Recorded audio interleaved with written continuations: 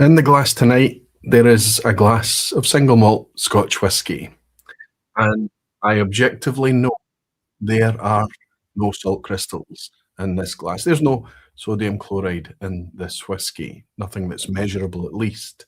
And yet, sip by sip, call it romantic nonsense, power of suggestion, anything you like, sip by sip, to me, the character of this whisky is a little bit salty, and that is one of the elements, one of the components, one of the characters of this glass that makes it feel a little bit coastal to me.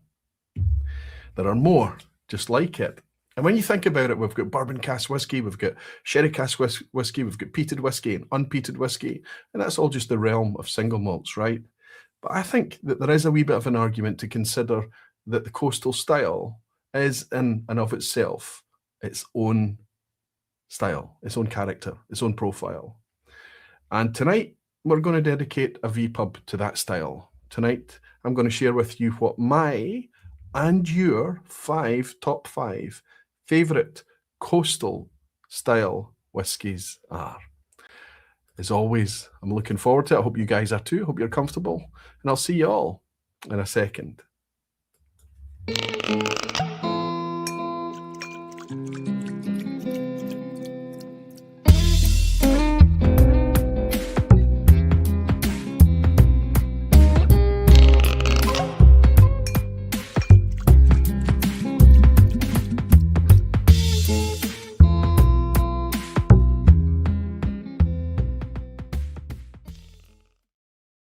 Hello, whiskey folk. Hello, everyone. Welcome to the vPub. Welcome to Thursday night. I hope you're comfortable. I hope you're all doing very, very well. It's nice to welcome you for another Thursday night session, talking about anything that drives our mood, right, in whiskey. Whether you've got a dram in your hand or not, whether you're just relaxing, whether you're picking this up live with us tonight, thank you so much for the time. If you're picking this up on the replay, thank you also. It means so much to me that you do. It means a lot to me that we're creating something live that can be picked up and enjoyed on the replay. If I've done my homework, my housekeeping properly, you should be able to pick this up from kind of Friday midday onwards with some express navigation chapter markers below. I was delinquent last week because I left to go on holiday immediately afterwards. So I need to catch up with that. But hopefully this week, if you're picking this up podcast style, you can do so by chapter. Thank you all so much.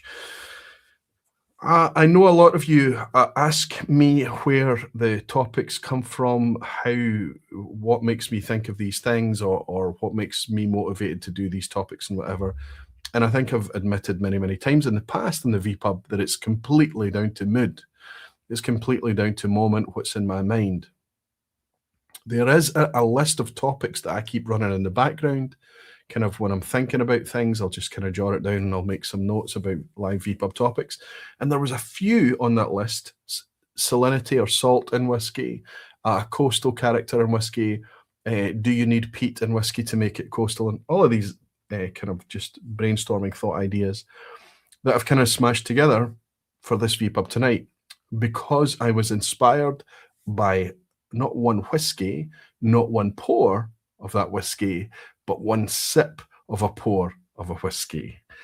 I got such a blast of clean, obvious salt that I could have been easily convinced that I'd literally had a salt crystal dissolving on my palate. I'll share with you what that whiskey is in a moment. I'm going to hold it up.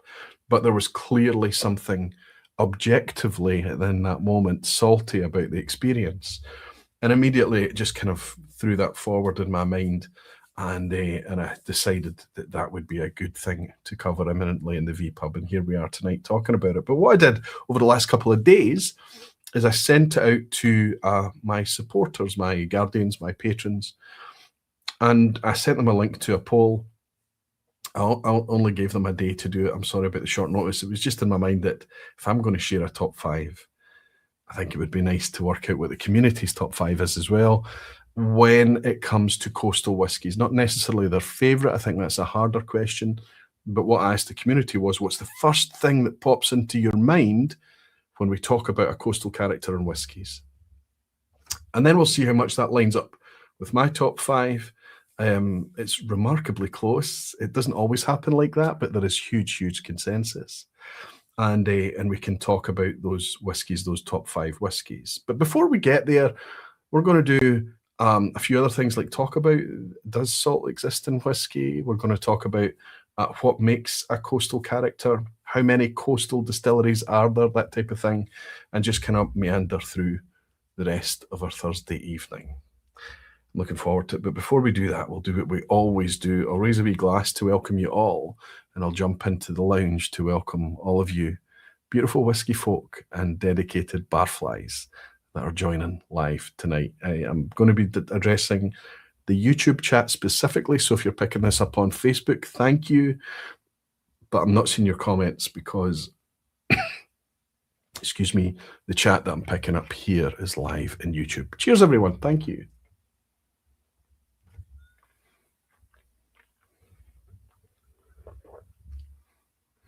Objectively is too strong a word, but that's a salty whiskey to me. I'm going to scroll back a wee bit. I'm going to pick up some of the orange. So if you're trying to get my attention, type Aquavitae or at Aquavitae, and I should be able to pick up most of the, or some of the comments as I dip in and out of the chat tonight. Pedro is here from Brazil. Good to see you, buddy.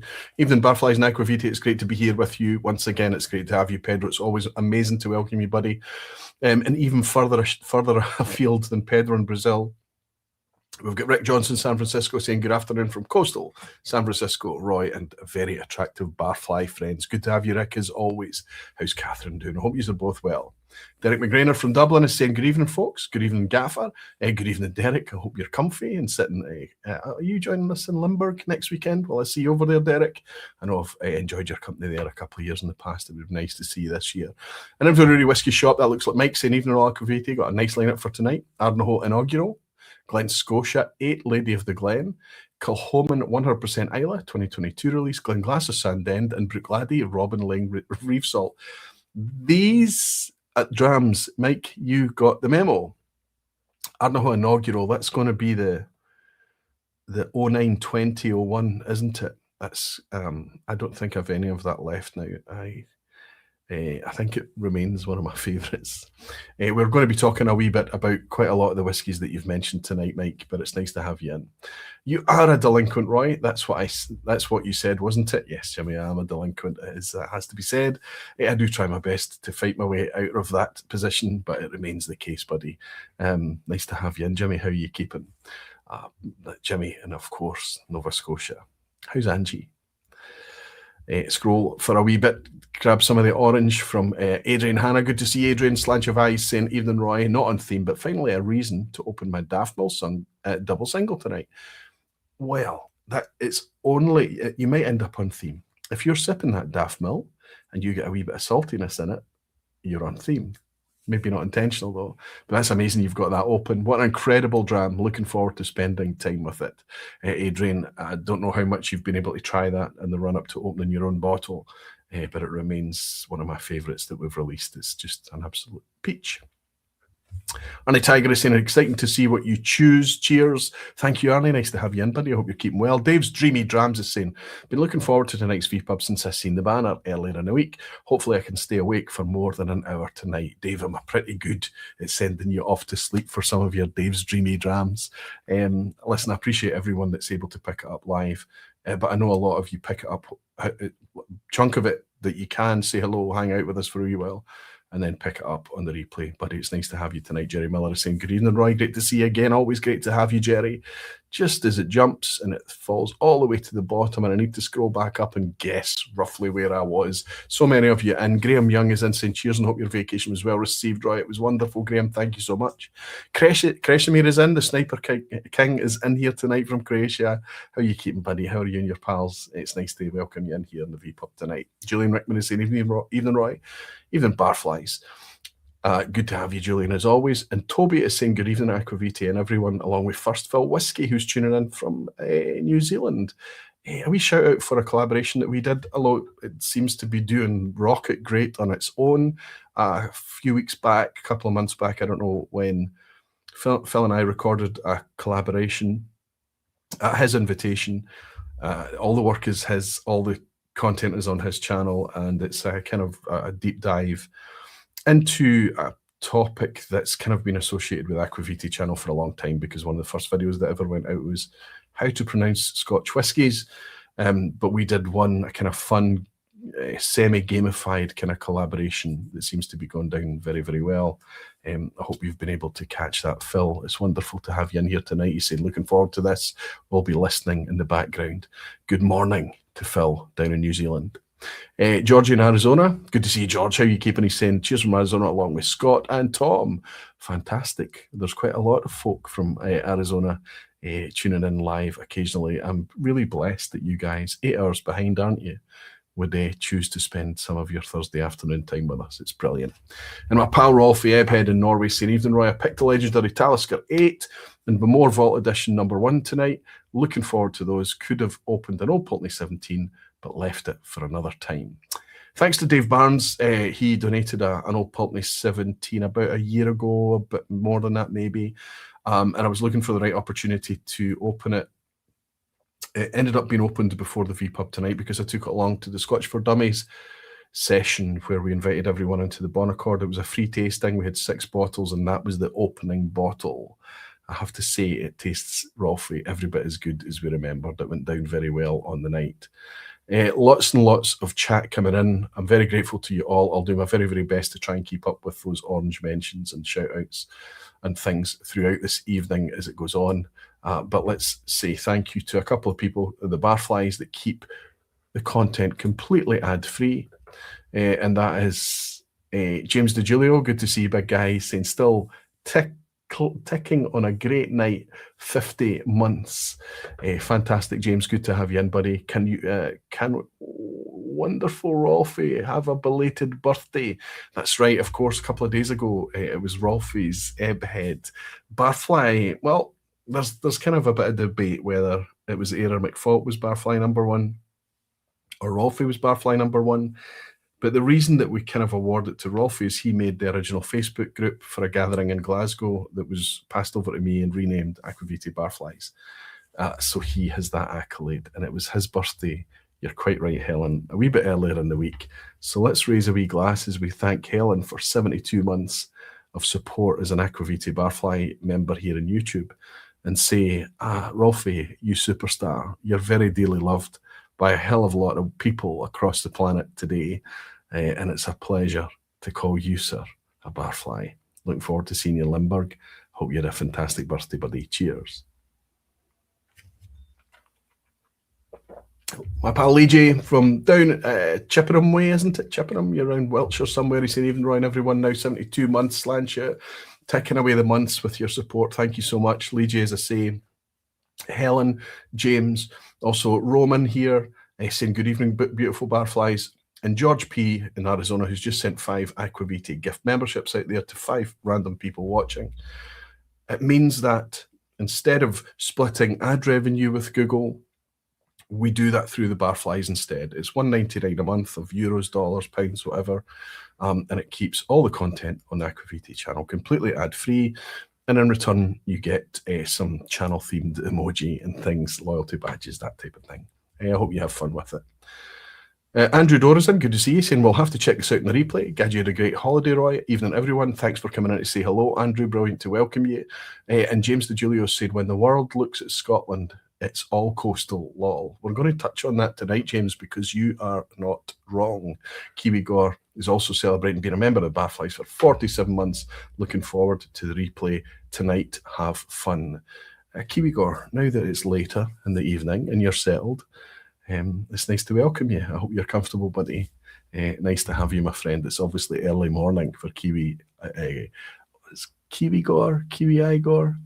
Nice to have you back in again, buddy. Thanks for your support. The one I've got in the glass has already been mentioned.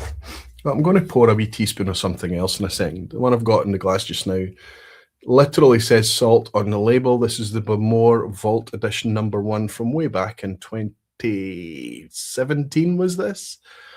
maybe older than that. I'm not very sure, but this bottle came out. There was thousands of them, so there's still lots of them out there in the market here and there. You can still pick it up on secondary. Don't overpay for it. It's worth 60, 70 of your pounds, I would say. Atlantic Sea Salt. Be very, very careful what you pick up. Vault Edition 1 is what you're looking for. First release, Atlantic Sea Salt. It's 51.5% ABV.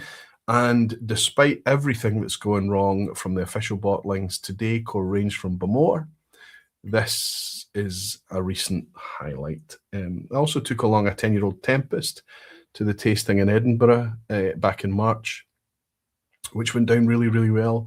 One that I enjoyed too. Tempest tends to need a wee drip of water to bring out the fruit and bring out the best in that whiskey, but I would also suggest to you that you're going to find some nice salt in that Tempest too. But there is definitely a salty tang to this Bowmore Vaults edition. So I was in the mood to pour that tonight, just in a couple of minutes before we set up, and just so I would have something in the glass to welcome everyone in. But what I'm actually going to pour in the glass just now is the whiskey that I was sipping on the sofa, that the only bottle I took samples away on holiday with me last week, just to help me get through some samples. You would have maybe seen my confession. Oh, we need to say thank you, don't we, to David from last week, David at Drinks Whiskey, for giving you a vPub while I was away on holiday.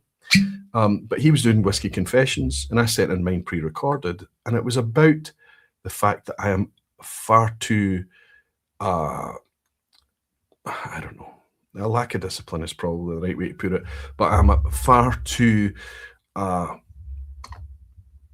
easily prone to forgetting about samples. They get put on the side and they build up. Then I have a clear out and I try and organize them and I pack them away or put them away with the best of intentions to get back to them. But it builds up and it builds up. So what I did is I took away just a bag load of samples on holiday. I was just kind of doing a lucky dip thing and reaching in, and I found some fantastic, really excellent samples to sip of an evening when I was down south. And the weather, it was very cold still, but it was lovely, crisp, clean spring weather when we were down south. The only bottle that I took with me was this. It was the Barflies Smögen. This is available now. It's going to be available for some time, I hope. There's plenty of it to go around. It's a 55% ABV, floor malted Golden Promise barley, lightly peated, and 10 years in ex-bourbon Swedish coopered quarter casks.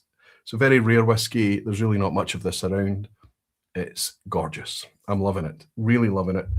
And it's quite exciting for me to have it on the shelf because it's like nothing else that I have. I have literally written salt when I've taken tasting notes for this in the past. If I go to my notes book and I open it up at this whiskey, whether it was the original sample, whether it was the final bottled product that we have here, I've written salt, a little salt. However, when I was sitting on the sofa, it's very lemony tonight. So obviously everything's changed in this whiskey simply because I'm coming on the back of that Bowmore. So however I'm going to taste this whiskey tonight, my palate's been slightly adjusted, reconditioned, preconditioned by whatever whiskey I've had before or whatever I've been eating or drinking before. But tonight I'm getting this really clean blast of fresh lemon, waxy lemons, lemon rind. But as I stick my nose in, what am I looking for? I'm looking for a salty tang. And I think that we're going to talk about that before we get into the regular topics tonight, because we are not going to spend tonight talking about is there salt in whiskey or not. But before we get talking about coastal whiskey, I think we need to talk about that. When I was putting together the poll for everyone, for people to feed into the data that we're going to use tonight, to feed into the top 5 for the community tonight, they put together or they shared with me a lot of words that they associate with the coastal style, and it allowed me to throw together this word cloud. I know this is a wee bit cheesy, and I don't know if people are still using word clouds in 2026, but for me, it's an instantly easy visual way to separate the sauce from the spaghetti here. because we can clearly see what jumps right out at us. Yes, if we look a wee bit deeper, we can see briny, we can see rock pools, we can see minerality mentioned. We can even see people talking about peat and smoke and outdoors. A bit further to the front, we start to talk about freshness, all of these types of things, beach, sand, everything. But you can see, if you look at that, it doesn't matter how you look at that, you can see salinity, saline, salty, it's briny, brine, it's very, very clear what we associate the coastal style to be. We're looking at a fresher, brighter, more outdoorsy, salty style of whiskey. Once we get a taste for that style of whiskey, it can be very, very appealing. When we're in the mood for a dram like that, there's not much else that can do. That fresh outdoor quality, that slightly mineralic maybe, that slightly stony, pebbly seashell, outdoor nature. Yes, it can have a wee bit of iodine in there, it can have a wee bit of seaweed, it can have lots and lots of other things like smoke or peat or whatever. But what seems to undermine it all, and you can see it jumps out from this word cloud from the community. This is just from your notes from the form that I sent out for people to share. That's where all of these words come from. So of course that means that the first thing that we, I suppose, should be talking about or asking, and that's why I raised this wee glass of the Smögen with everyone, is there salt in whiskey? Well, I've already told you at the intro tonight that there is not. Objectively, we can't add salt to whiskey. It's not, you can't add anything to whiskey.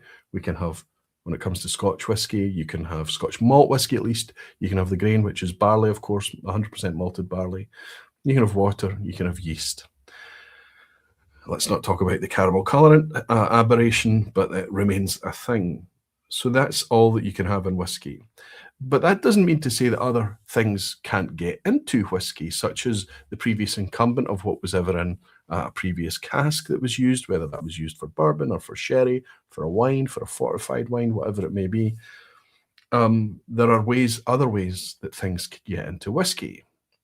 So does that mean that there are other ways for salt to get into whiskey? I have thoughts, and I want to be able to speak freely, and I want to fall into romanticism and whimsy and all of those things with your permission. I hope that's okay, because that's what whiskey is for me. It's about fun, it's about relaxing, and it's about just expressing and vocalizing what your experiences are. But let's be clear. If you were to take any sample of malt whiskey that's faithfully produced and examine it for the presence of sodium crystals, sodium chloride, for salt, you're not going to find any. Not in any quantity that's going to be something that you could objectively be able to measure and taste. There is no salt in whiskey. That's basically the official kind of, let's say, scientific response. However, like I said, permission to be romantic and whimsical and also honest.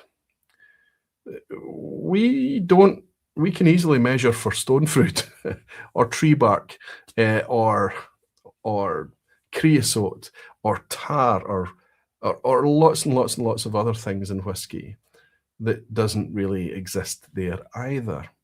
But somehow it's permitted for us to be able to taste those things and vocalize it. There has to be something about the salt discussion, though, where people step up and they constantly say, there's no salt in whiskey, it's nonsense, it's nonsense. And they seem to be conflating different things, because we're not actually talking about what exists in the whiskey. We're talking about what the whiskey makes us think of. If that makes us think about creosote and tar and wet ropes and sackcloth, if that makes us think about stone fruit and pineapples and juicy fruit chewing gum or whatever it may be, objectively, there's none of these things existing in the whiskey either. Salt is just another part of the vocabulary in order for us to convey what we're experiencing in the whiskey, and maybe help people understand the profile or character of that whiskey that we're sipping. And maybe it's something that they could be interested in if it's in their field of curiosity, let's say. For me, there is as much salt in whiskey as there is anything else that we can write down as an honest tasting note. Let's see what you guys think.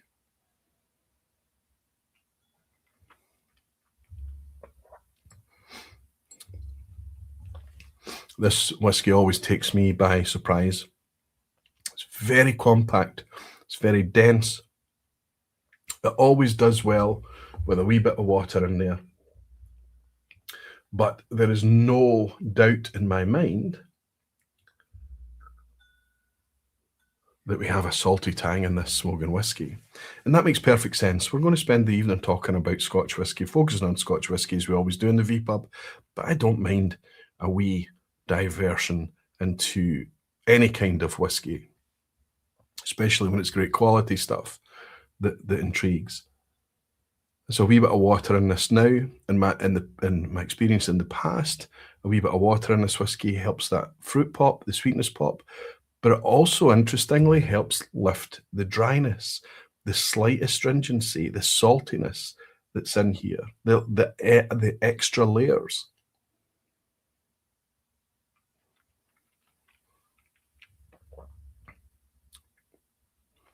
Yeah, that water tonight has sweetened it. It just sings with a wee bit of water and it's so good. But as I say, I was sipping this down in deepest, darkest Yorkshire with no data, no internet whatsoever, no Wi-Fi, nothing. We had terrestrial TV, books and board games.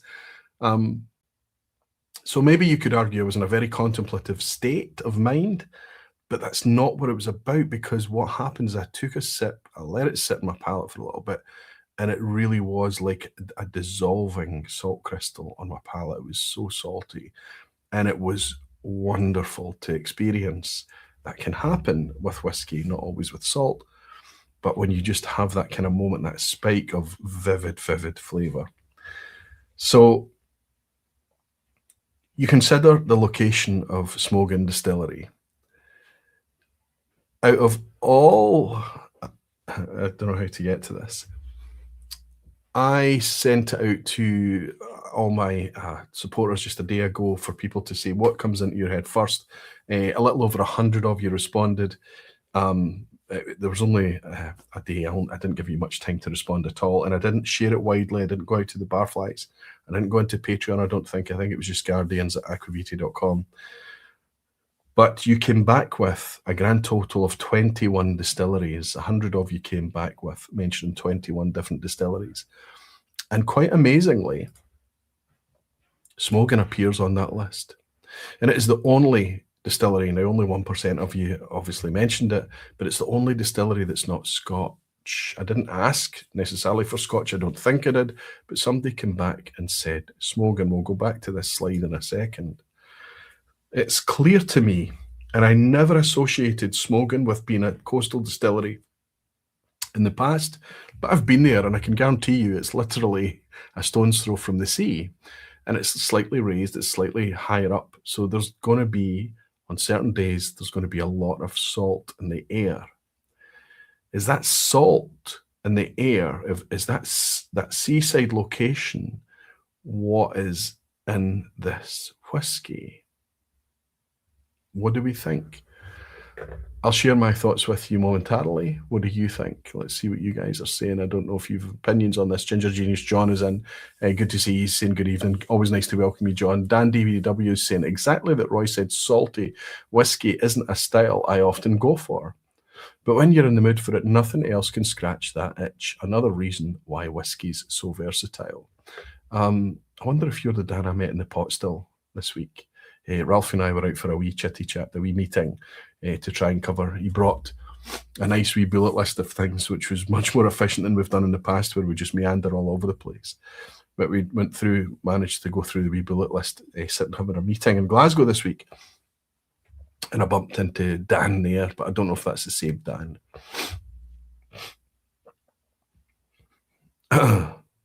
For those of you that have been asking about my health, you can probably hear that I'm still struggling a wee bit with congestion and a throat issue and things like that.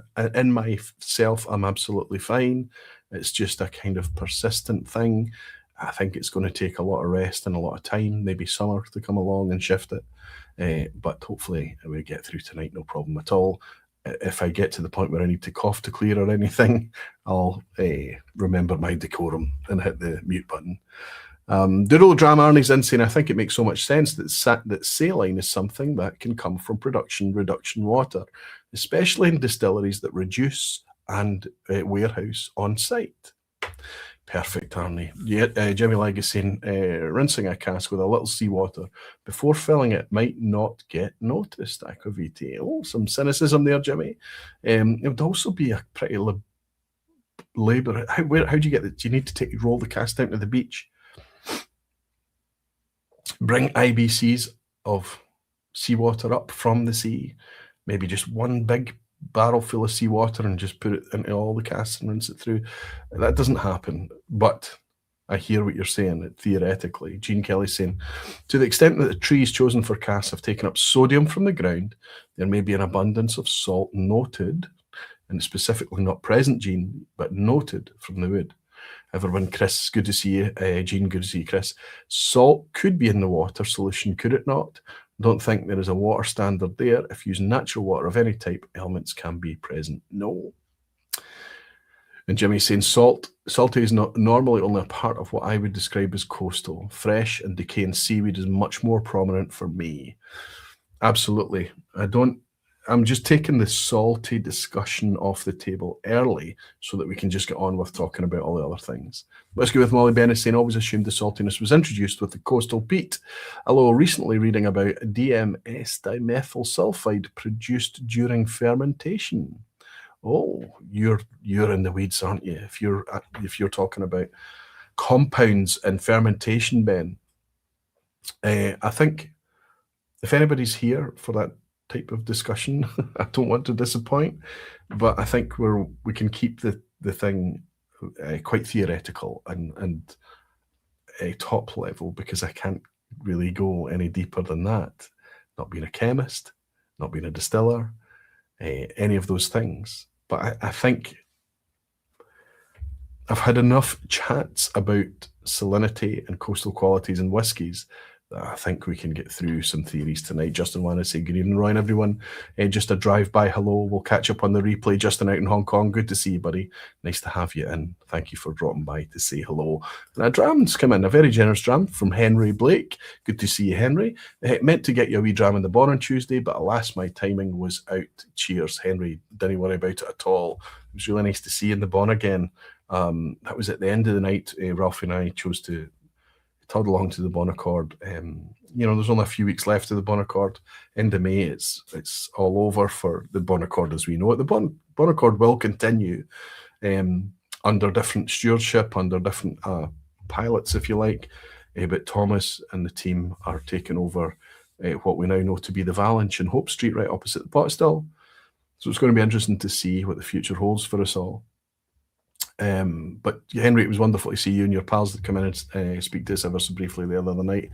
You never need to buy me a dram ever, but I always appreciate it. Henry, thank you so much. Cheers to you.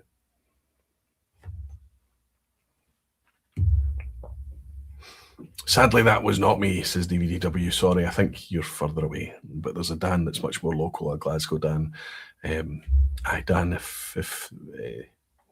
the Dan in Glasgow, it was nice to have a ever so brief interaction with you, but maybe I'll bump into you again soon and we can have a longer chat. James and Julio saying, what about seawater washing over the peat, that they should change the peat for more inland peat? And Jesper back is saying, oh, sorry, Jesper, that jumped. I'm missing lots of chat. I need to try and catch that one. Oh, dear. If I touch the mouse, if I'm scrolling back and I touch the mouse, it just seems to want to reset. There it is. Per must be adding some salty Swedish licorice during the process, says Jesper. I can tell you whatever he's doing, I'm loving it. Listen, when I was in high school, very early days of high school chemistry, I remember us doing experiments with seawater, and we evaporated some seawater, essentially distilled seawater, right? We boiled it off. We were left with salt crystals and residue, but the water that had obviously been recondensed again after boiling off was theoretically fresh water that was drinkable. But we tasted that water, the supposedly fresh water, while all the salt was left as residual. And I can tell you now, it was as vivid to every one of us that was salty. So while there's no physical salt came across the process, that distilled water, that condensed, that recondensed water after that experiment, still tasted salty. Now, it didn't taste anything like as extreme as the salt water that we started with, but there was a salty memory, a residue, almost like a homeopathic, I don't know, some kind of residue, some kind of saltiness was left to linger on that. So obviously there's maybe the way that we did it, some salt would get across or whatever. But it's always in my mind when I think about salinity in Scotch whisky, when I think about salinity and flavours in the glass of whisky in general, because as has been already pointed out, at every part of the whisky making process, there's an opportunity for saltiness to have a say. Whether that's environment, whether that's soil, whether that's the air, whether that's water. If we think about it all, imagine that the barley itself is grown in a coastal area next to the sea. Imagine that that the steep water is perhaps going to be drawn from a very, very minerally, maybe salty source. I know it's unlikely, of course, but maybe more mineralic or salty than other sources. Imagine somebody was talking about, I think it was Arnie was talking about reduction water and things like that. Well, oftentimes reduction water will be demineralized, so there's not going to be any salt there. But not all reduction waters are the same. Is it reduction water at the bottling plant? Is it reduction water on site? Bottling plant in the case of Ardnamurchan, on site in the case of Raasay. Treatment is going to happen to the water for that start of the process. But then you've just got salt just in the environment, in the air. Somebody mentioned, I think it was, I can't remember who it was, talking about how Scotland is, if anybody looks at Scotland, it's going to be coastal anywhere. And it turns out that that's absolutely the case. You're never more than 40 miles from the sea anywhere in Scotland. In the UK generally, you're never more than 70 miles from the sea. But that means that you look at the British Isles and say, well, it's just coastal islands. Well, it isn't, because I'm in Glasgow and I'm only 20 miles from the sea. And I've never had a salt crust on a window ledge. I've never had salt crust on the car. And I've no idea of having any kind of salty elements in the garden or while I'm growing vegetables and things like that.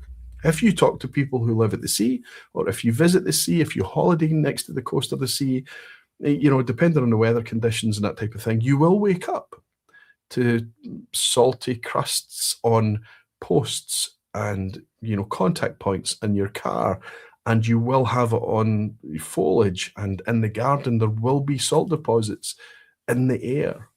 You can taste it, you can feel it, and sometimes you can even see it.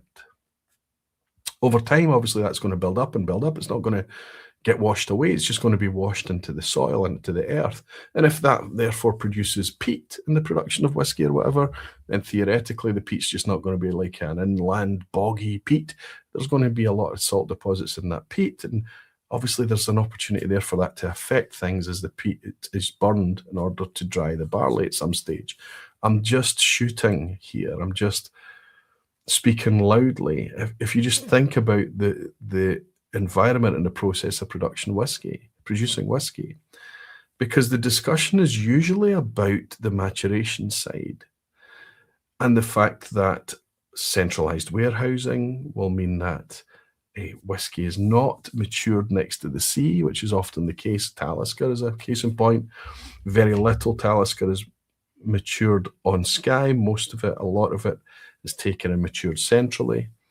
So they talk about that not being an issue. They also talk about the fact that salt crystals can't pass through wood. But that wood is not, that wood is expanding and contracting and expanding and contracting. And there's obviously things leaving that cask. There is air leaving that cask. There is alcohol leaving that cask. And so that means that something else has to go in. And if that air is salty air, as that cask kind of opens and closes, it's just makes absolute sense to me that there's going to be, while it's not pure salt being added, there's going to be a salty edge to everything. If you store those casks on site, if you process those casks on site, anything, all at any point that the cask is open, there's an opportunity for salty air to get into that cask. There's just countless ways that just by being close to salty coastal atmosphere, that there's going to be more and more opportunity for any kind of product that's made in that place to take on some of that character. Now, I'll suggest to you all that we're in the realms of whimsy and romanticism and occasionally marketing stories and all of that. But I think that that's fine. Even if it's a power of suggestion and they say that this is a salty dram and I tell you this is a salty dram and you go off and you taste salt or you don't, it doesn't matter. It's not any different from anything else I'm going to share with you that I taste in this. Let's go into the Smögen again and do nothing but look for a saltiness. There is clearly an outdoor freshness on the nose. There is a minerality. There's a pebble. I might not go as far as seashells. Certainly not as far as rock pools or shellfish, but I would suggest a minerality on the nose. I'm just getting lemon this evening, if I'm honest. A wee sip.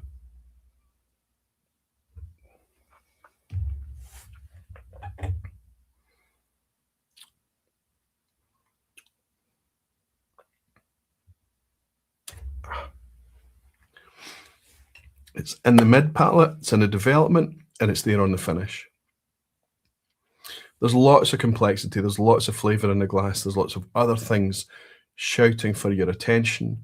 But if you try and specify, sip after little sip, salt, try and find salt, I think you can do that. I genuinely think that you can. So let's just clear the air, no pun intended.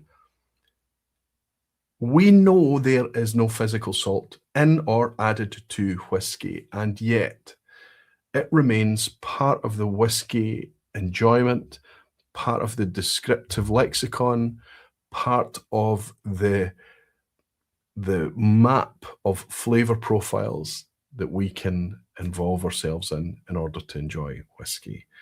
Salt is very much part of it.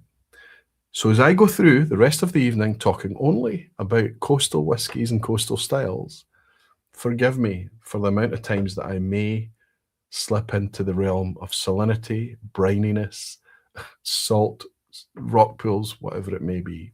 Willie Dollier, my pal Willie's here. Willie, it's good to see you. I miss you, fella. I'm looking forward to seeing you again. 10 minutes after windows are washed at Dollier Towers. If it's windy, windows have salt crystals on them. So Willie's right on the west coast. He's up very, very close to Helensburgh on the west coast.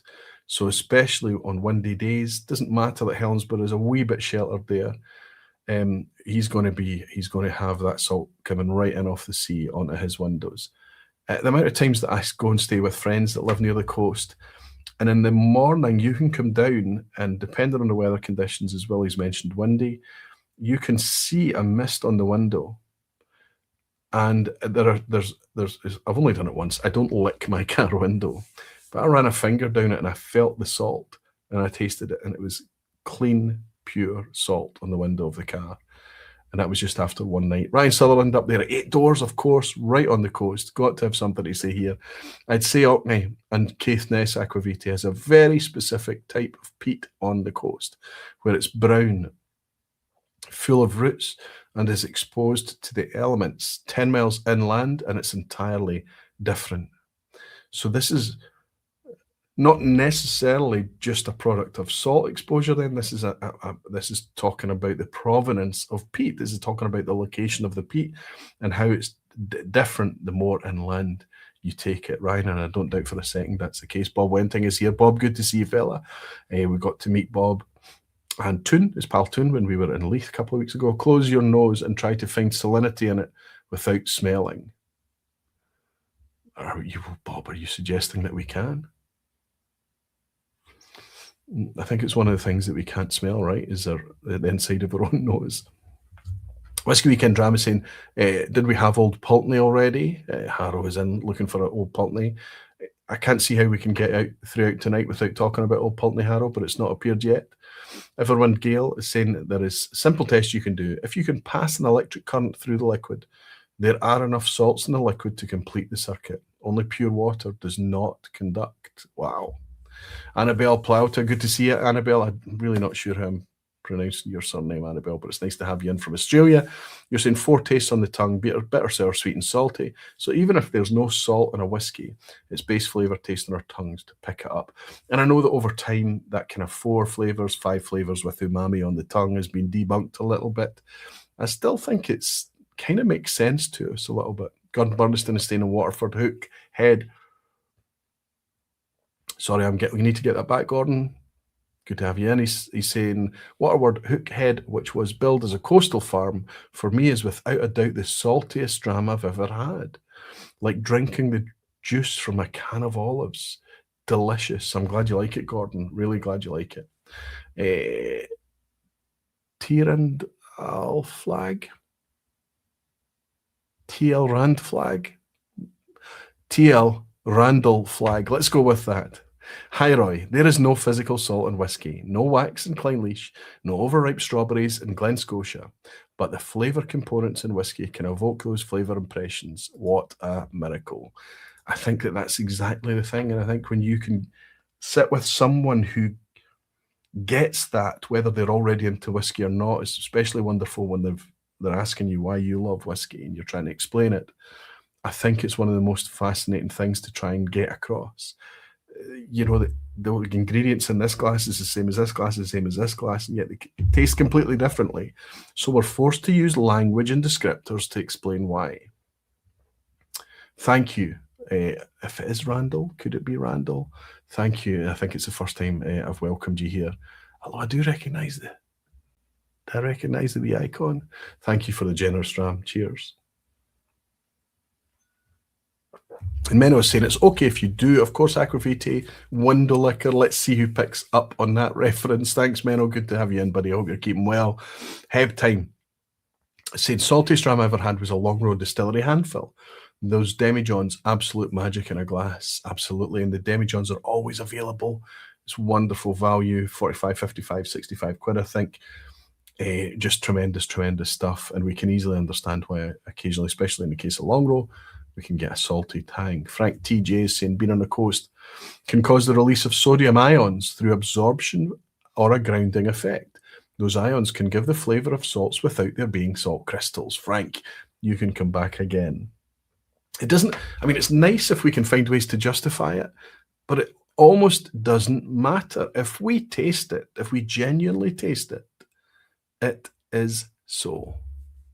Chris Pollack is saying one of the most coastal malts I've tasted was the now discontinued Tobermory 10.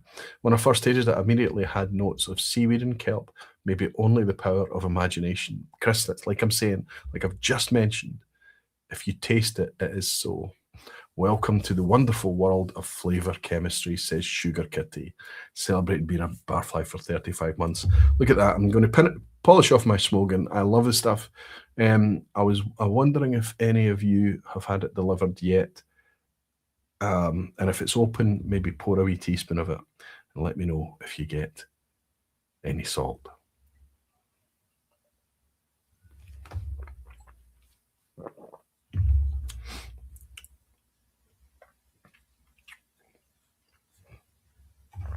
for me.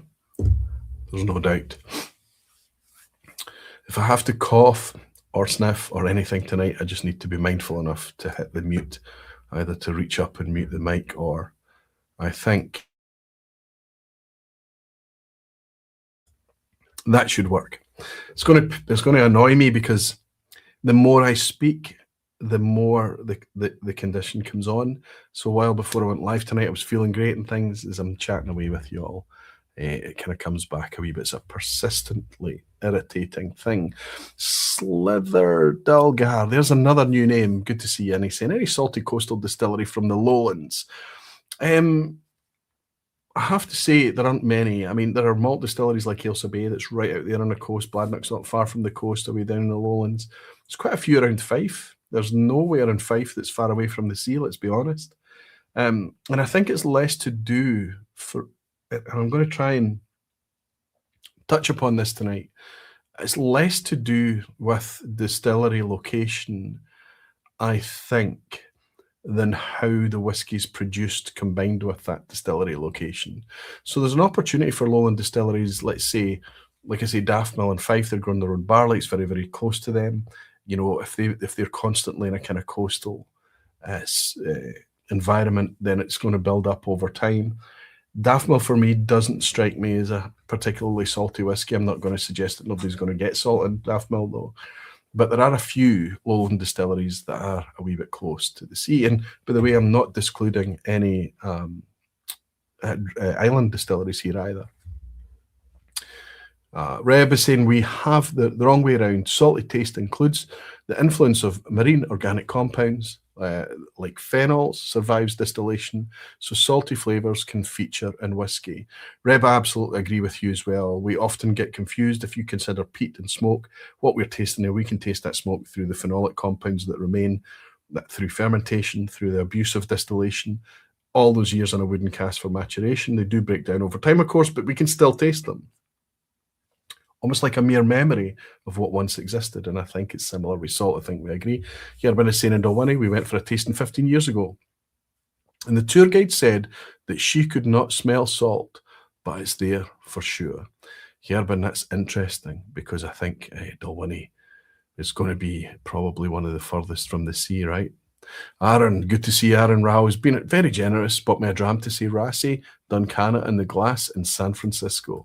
Tell me, Aaron, are you getting any salt in the glass? I'm going to pour my next whiskey. Actually, no, I can raise a wee glass of the one I opened with.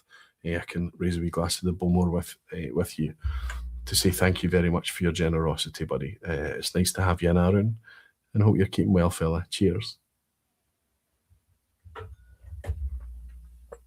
Another guy was from San Francisco, along with Rick Johnson, both of whom I've been able to meet this year already in their travels. Peathead Smögen in the glass, salt crystals floating everywhere.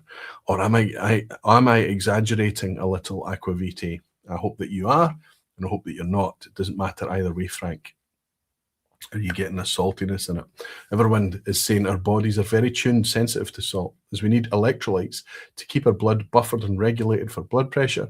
Historically important as a preservative. I love the whimsy. I love the way that people are thinking about it.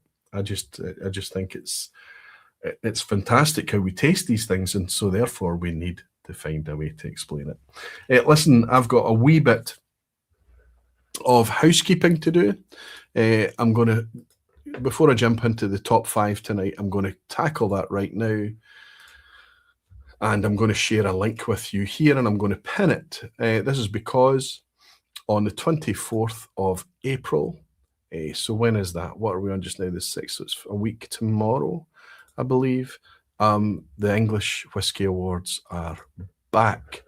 So as you may or may not be aware, that is our superstar pal, Pete, with support from loads and loads of people out in the community, Vin, No Nonsense Whiskey, other people as well, and it's a community-funded thing. It's very, very similar in spirit to the awards, the Online Scotch Whisky Awards, but the Oswas are not on this year. However, the English Whisky Awards are. So not only are they going out in springtime, where the Online Scotch Whisky Awards are in autumn or early winter, they're working in, I think, alternate years. I don't know what the plan is for the English Whisky Awards going forward, but it seems to be they've already settled into an every 2 years pattern already. But I'm going to pin that message in the hope that everybody can tune in and support a week on Friday, 9 p.m. UK time. There's a live stream and it's going to announce the winners. They've already had a huge response based on the first time they did it 2 years ago. So the voting is increased already for this year. I've been in, I put my votes in as well. I hope you did too, but we'll see that happening a week tomorrow, and I'm very much looking forward to it. Glenn Duncan's bought me a dram U star. He said, "Morning, Roy and Barflies. I've got an email I need to respond to you, buddy." He said, "Nice to see you, the vPub live today." Glenn's down in Australia. He's saying, "Looking forward to relaxing with a breakfast dram." Lucky you, buddy. It's obviously Friday for you. I hope that means that you've got some time off and you can put your feet up and have a wee livener to start the day, buddy. Nice to have you in, Glenn. Thank you for your generosity, buddy. And I'll reply to that email. Hopefully Friday is a good day for me to catch up on messages and things. More to talk about that in a wee second. Cheers, Glenn.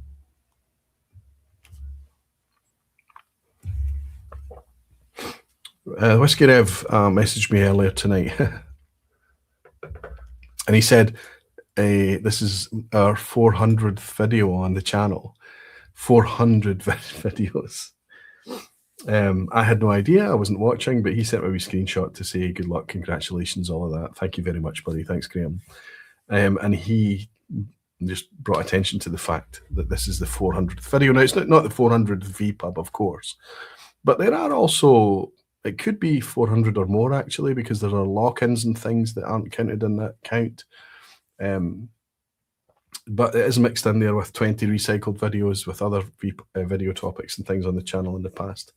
But I'll raise a wee glass to you all just to make mention of the fact that when I started out on YouTube, not only did I have no idea that I would have the endurance or staying power for 400 videos of anything, but 400 videos that are made up of at least more than 3/4, I would say, of Thursday night vPub live streams. If you consider the hours that goes into it all, I'm really, really quite chuffed, grateful, feeling privileged that such a thing can exist in modern times. It's wonderful. I'm very grateful, but of course, when I say that I'm grateful to all of you, because if you weren't here, it wouldn't have got to 4, let alone 400. So here's the 400 videos on YouTube, whatever that means to any of you. Thank you and cheers. So I know that this year I've already missed 3 vPubs on a Thursday night, but it was all down to very genuine reasons. I was sick on holiday, and of course, there was another event, an inevitable clash, unavoidable clash, I should say, a few weeks ago when the Scotch for Dummies were over. I'll make it up to you. We're going to still manage 4 vPubs in April, despite me being on holiday last week. And despite the fact that I'm going to Limburg a week on Friday, I'll still be here next week to do the vPub beforehand. And for the people that support me at aquaviti.com, for my patrons, for the higher tier supporters and YouTube members, on Sunday night there'll be a lock-in as well. And the lock-in is a no-theme, kind of private, laid-back, quiet thing that I just let people see a little bit behind the scenes, talk a little bit about what's going on with projects and the channel and events and all of that stuff, and just give them, just hang out for a relaxed Sunday night dram. The only opportunity for me to do that, the only April date that remains, is Sunday night, and I'll look forward to seeing you all there. So there we go. When I asked Graham, the Whiskey Rev, when I was chatting to him, what popped into his mind when I say coastal whiskey, he said Old Pulteney. When I asked Roddy, he said Bunnahabhain, and in fact, he had recently tasted a very specific signatory vintage Bunnahabhain that was extremely salty and coastal to him. When I asked Ralphie, when Ralphie and I were hanging out earlier this week, the first thing that popped into Ralphie's mind was Talisker, but he did quickly talk about how it was older Talisker. And I'm going to talk about that a wee bit, because I think Ralphie is on point with that feedback. Jimmy's bought me a dram. Jimmy is saying, a man of your character deserves only good things. Here's to 400 more. Thank you, Jimmy, but you've met me a couple of times now, so we know we don't need to do this character dance anymore. We know that I'm just as flawed as everyone, except for your good self being immaculate and all. Jimmy, thank you for your generous dram, buddy. And I'll raise a glass to 400 more as well. I hope that a health and opportunity can bring that to us all in this crazy, crazy world that we live in. Cheers.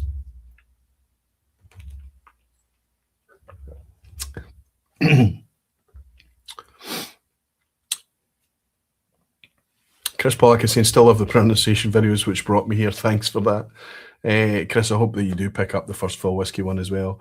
Everyone Gill is saying, you're the salt, you're the salt of the earth. Chris, you star. We've never met, buddy, but I feel like we've met. It's so familiar.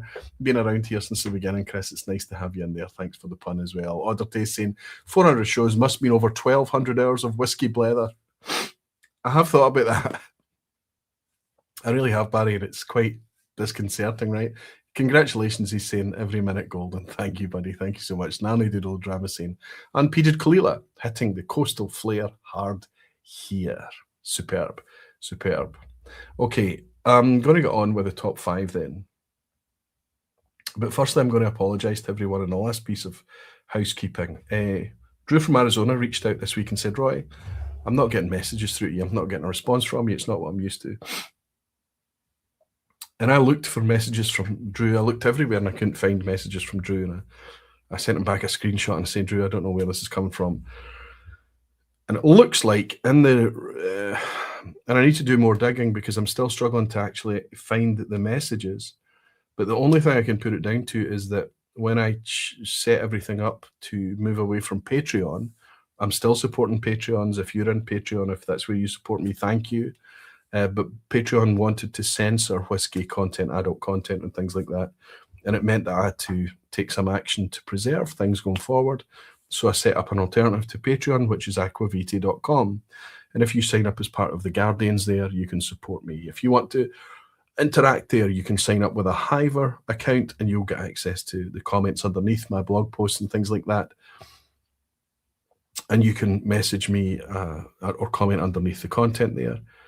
You can also sign up for a social media application, which you can put on mobile or desktop, called Circle, Aquavitae Guardians Circle, which also needs a separate account. But that's okay because you're only going to sign up for it if you want to use it. There's no point in you having access to all of these things that you're not going to use.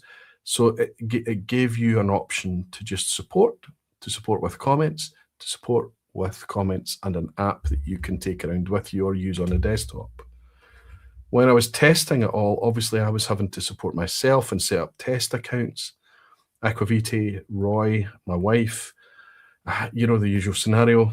And I think that there's clearly remnants of that there, despite the fact that some are cancelled. And I think because I've cancelled those accounts, but not removed my own personal access, it means that there may be some of you out there that are messaging me directly.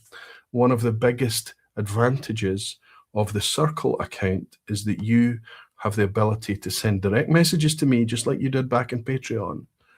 And when you do so, I can respond to you and I prioritize those messages because I live in a world where I am continually bombarded by notifications every minute of every day, and it's all whiskey content. I love it. I genuinely do love it, but I want ways and means in order to be able to prioritize how I respond to those messages. So it means that I'm scanning email these days. It's just the nature of the beast. That is what it is. I'm trying to not miss emails. Inevitably, I do from time to time.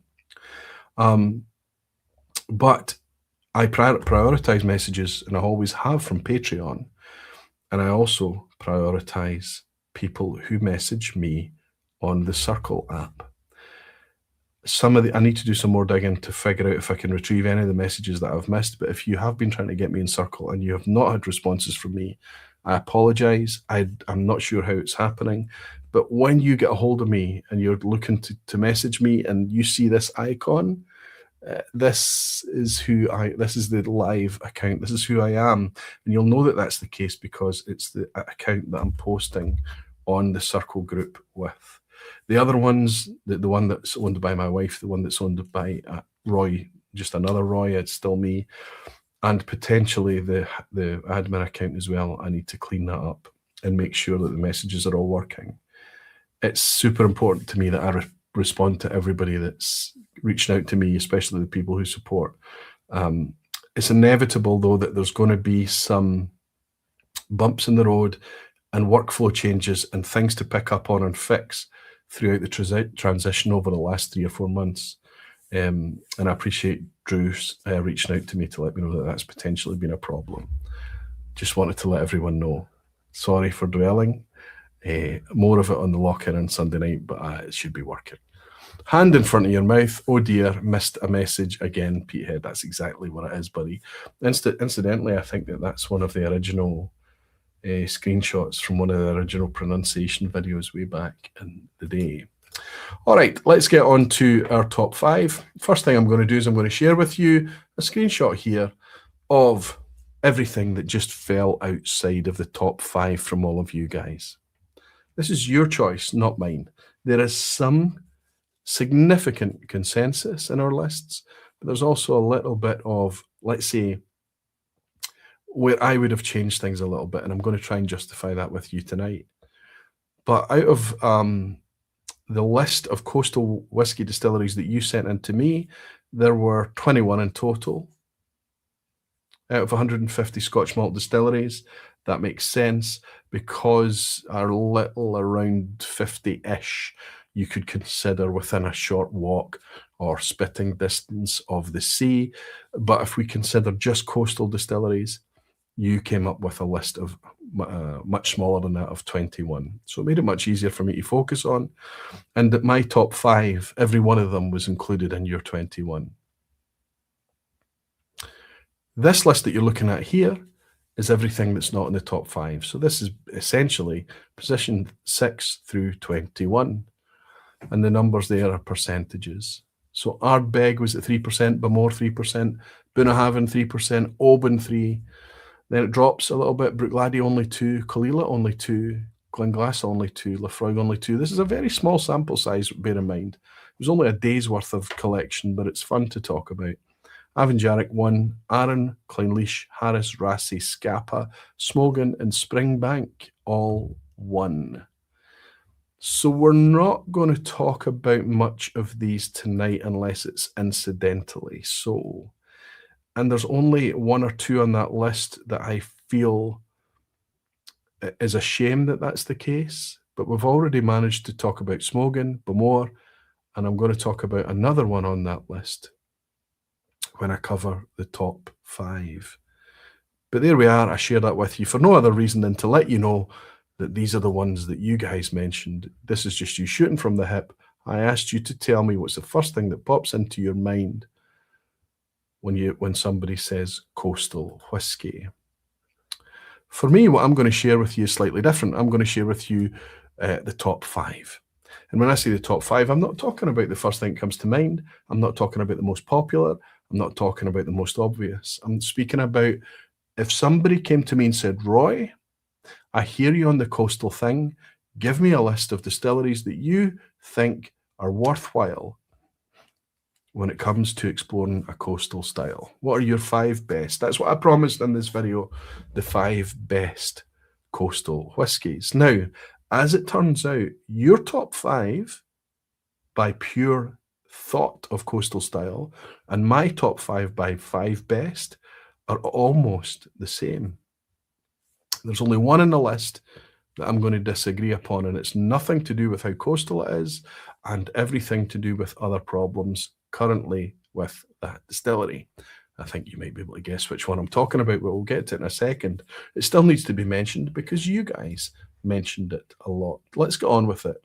Let's talk about position 5 first. Harrow is saying, where is Glenglassaugh? Interestingly, right? You're surprised, Harrow? Glenglassaugh would have been in there. I know, buddy, if you'd clicked on the link, maybe you didn't get the link. I didn't get it to you in time. I'm sorry. Next time I'll try and do these things with a bit more notice. I know I always promise that, but they tend to pop into my mind a day or two before. Glenglassaugh doesn't exist there. But there's still time for another Campbeltown distillery to appear. Anyway, number 5 is indeed from Campbeltown. Number 5, according to you, and this is much, much more of the vote, this is jumps up to 5%, is Glen Scotia. So, 5% of you mentioned that the first thing that pops into your mind is Glen Scotia Distillery when you consider a coastal style. For me, I absolutely agree with you, with some caveats, and I think that that's where it's going to be fun to explore tonight. I've got a bunch of Glen Scotias, and they have various levels of coastal character for me. I could have picked one or two more. I would suggest the Victoriana's got a bit more of coastal quality to it. I think the 18-year-old I've got up there's got a bit more of coastal character to it than the one I'm going to share with you tonight, as well as a few others. I would even go as far to say that the rum cask, double cask, fully natural Glen Scotia, also has a touch of the coast to it. But the one I'm going to share with you tonight is one that I've been talking about quite loudly over recent times, because what we have here is a fully natural Glen Scotia, no colour added, 12 years old, unchill filtered, 46% ABV and £45 in the UK. I hope it's equally fairly priced wherever you are, but it's the bright, kind of almost quite gaudy Lego blue label of the Glen Scotia 12-year-old. So it stands out on the shelf. It's quite striking. Let's pour a wee nip of it in the glass. I've not had this in a wee while. It's sat on the shelf for a number of weeks without exploration. So it's going to be interesting to see how this one goes. Now, recency bias or memory bias, how we perceive this whiskey in our head, tends to bleed into our next time we go and sip it, but I'm going to try and cleanse that tonight. I'm going to clear, not even going to talk about my memory of what this whiskey tastes like, and I'm just going to go into it looking for some of Glen Scotia's coastal character, which is a hard thing to do, but let's just focus not on, I can talk about Glen Scotia generally after I've got all of that out the way in this glass. We nose first. Okay, it's the right thing to do, because just going in trying to clear my mind, this is just pure stone fruit. This is like tinned peaches tonight. It's like a freshly cracked tin of tropical fruit type fruit salad. You know, the tinned fruit salads that you would get, Del Monte or whatever the hell the brand is where you are.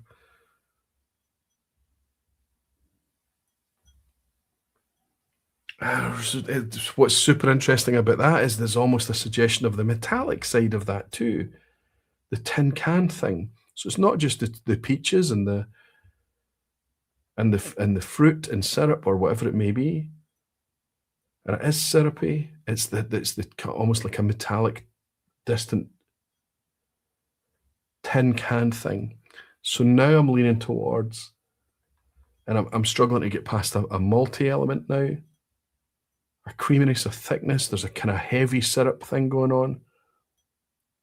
I've forgotten just how sweet a whiskey this is. It's nosing very sweet tonight.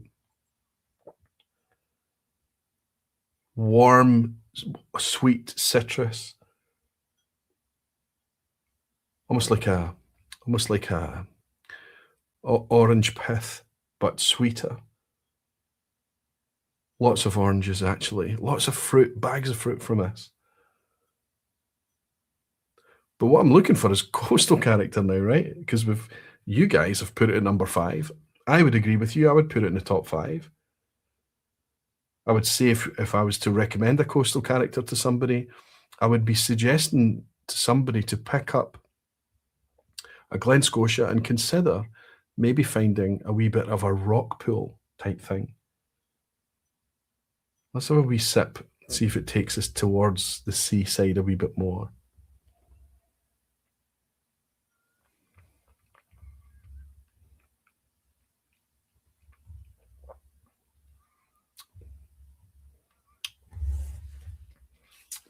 It is there, but it's in pockets, and I think it's quite gentle and slight. I don't think this is obvious. I'm going to suggest that you consider the rum cask, double cask ahead of this. And if you can specifically, I know that the special editions are going to lean heavily on some special casks, some white port, tawny port, ruby port, red wine, all the festival editions. They're going to be quite playful, but if you can get a single cask or a small batch ex-bourbon, especially if it's 12, 10 years or younger from Glen Scotia, that is going to be the thing that's going to bring. Of course, I've got one up there, but it's going to be buried towards the back. That's going to be the thing, I think, that's going to bring more of that coastal salinity than anything else. It's definitely in this 12-year-old. But for me, I think that what we've got amplified in this 12-year-old tonight that is not exaggerating a coastal quality is a sweet, syrupy. This is the bourbon casks that have been used here are first fill, majority first fill, I would say. Really ripe, sweet citrus, lots bags of stone fruit, tinned peaches.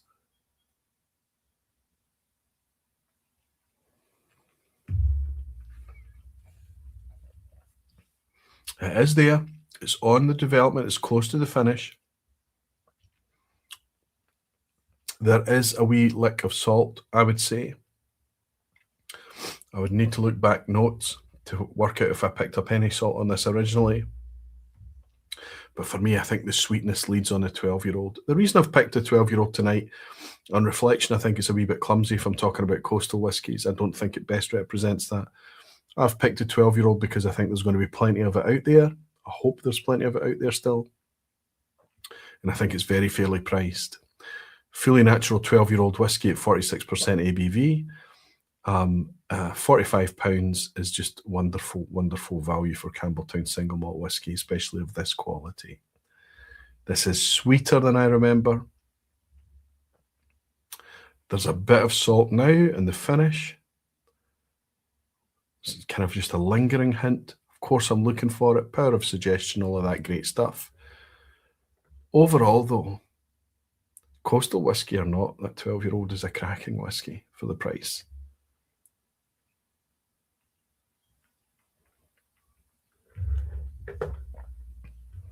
A cracker. Let me grab the chat. Let me refresh it, bring it back up.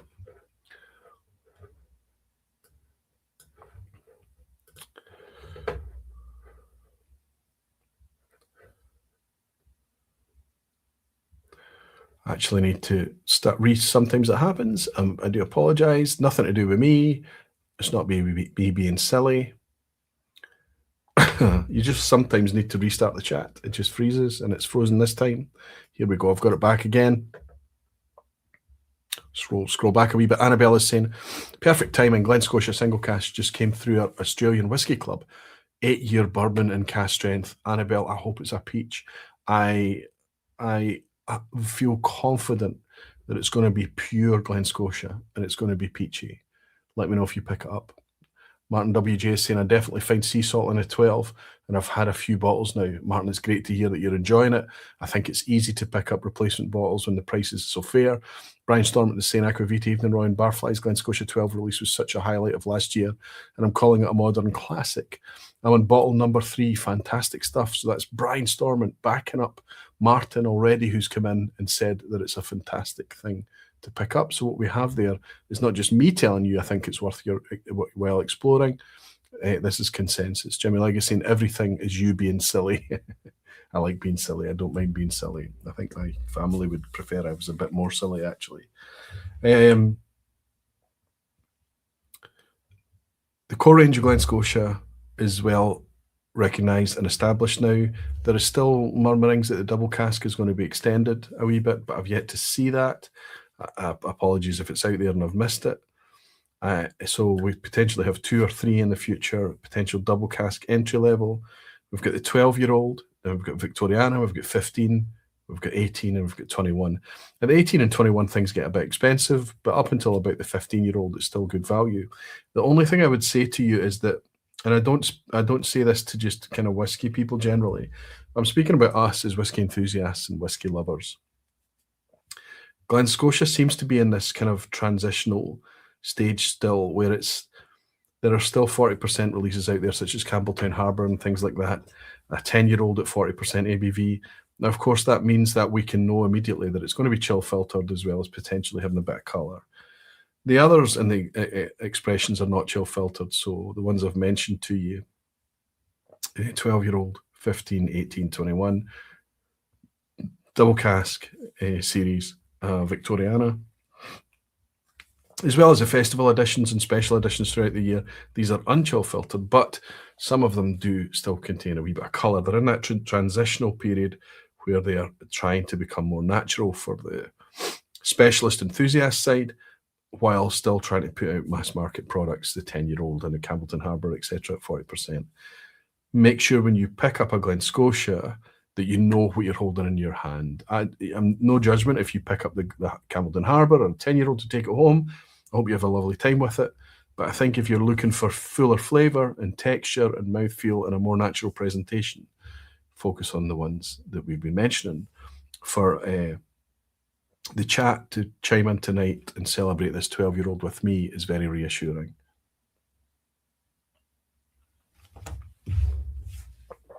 Glen Scotia, a coastal whiskey, a recommendable coastal whiskey. Absolutely. I would put it in my top 5, and you guys have also put it in the top 5 as well. Doodle Drama saying the weird coastal note I got from a whiskey before was a Chorlton Lechic crab meat. You know, and it's not that strange to have a kind of weird kind of crab meat. And a crab meat's got a very, very specifically sweet seafood flavour to it, hasn't it? There have been seafood notes, because it's not difficult. If you get to shellfish and coastal notes and things like that, it's suddenly not that difficult to pick up kind of seafood notes or fishy notes. It was actually a Glen Scotia 15 at the Glasgow Whisky Club. And I was sitting sipping it with Scott, and he picked out the note, and as soon as he said smoked salmon, I got smoked salmon immediately on a Glen Scotia 15. And I know I've shared that note on the vPub before, because there was a comment mentioned about it when I mentioned it. But it's a very, very vivid thing, and it was power of suggestion. We're trying to work out what we were tasting. He said smoked salmon, and everyone else at the table was immediately, wow, this is smoked salmon. And that was a 2017, 2018 version of Glen Scotia 15. Apologies for my tickly throat that seems to be persisting. But let's move on to what you guys said was number 4 when what came to your mind for coastal whiskies.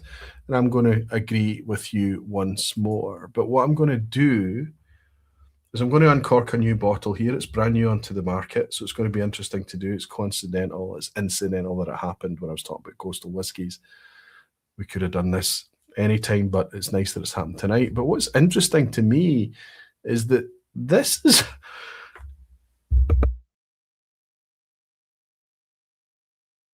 Excuse me, a wee cough.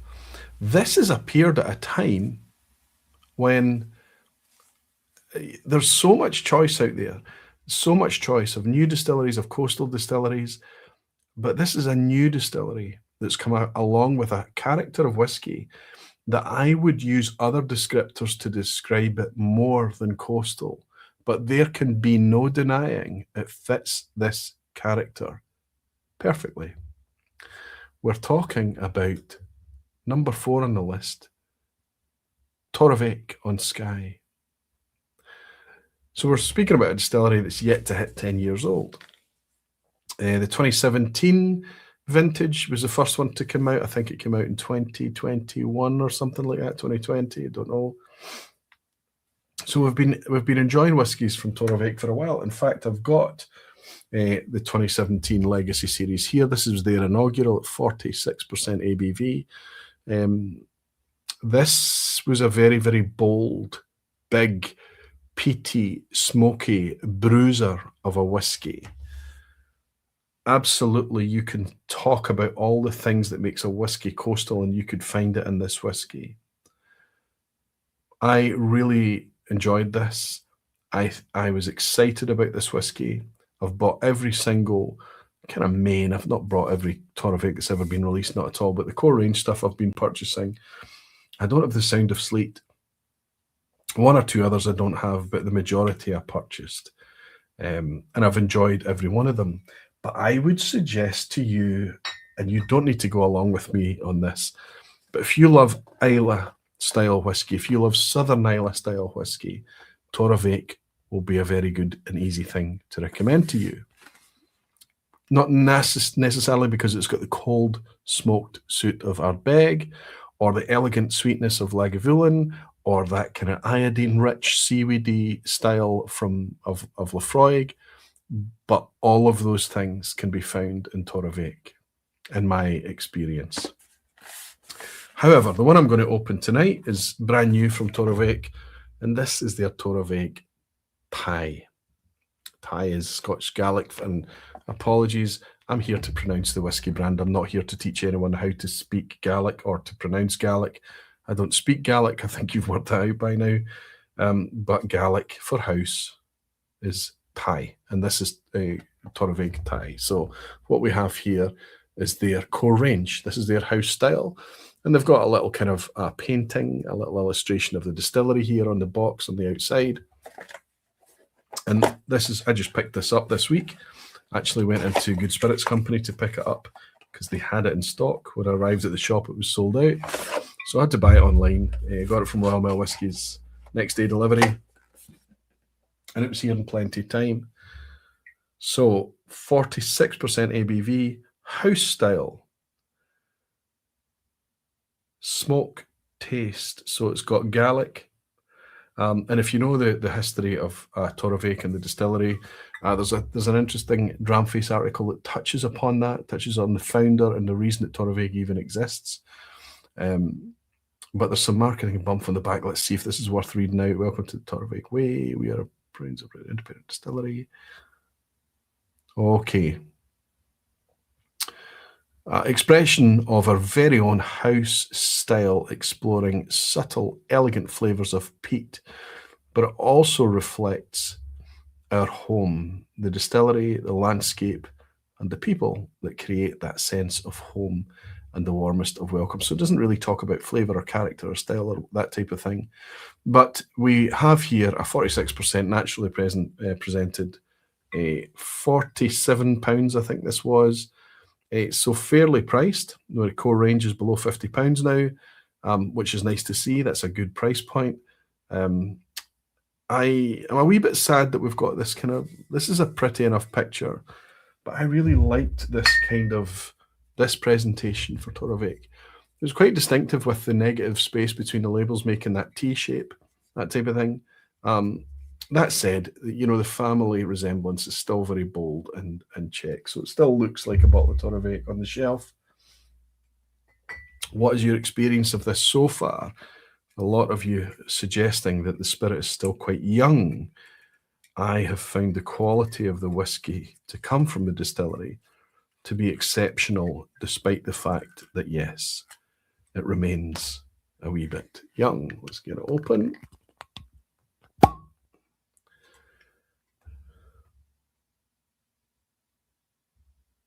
Now, as I know as this, it's a really, I might still be a bit congested and have a tickly throat and things like that, but there can be no getting away from the fact that the first thing you stick when you stick your nose across a glass of Torabhaig is going to be peat smoke.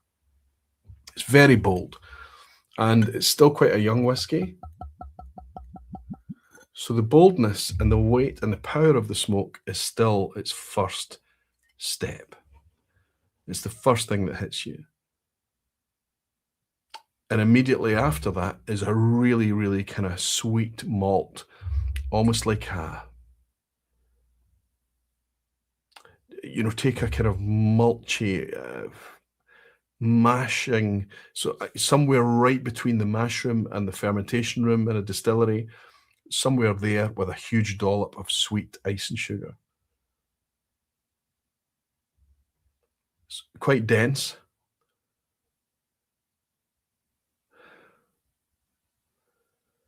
It's, everything I've just described. Okay, usual caveats. This is an uncorking. I've literally just opened this and poured it.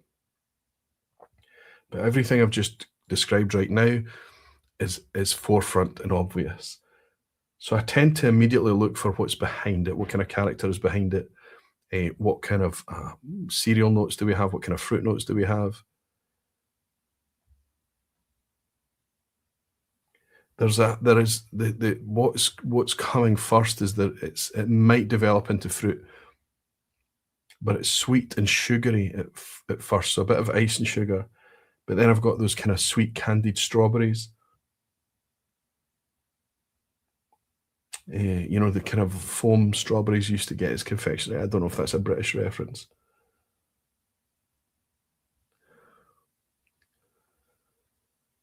Bags and bags of smoke, sweet smoke.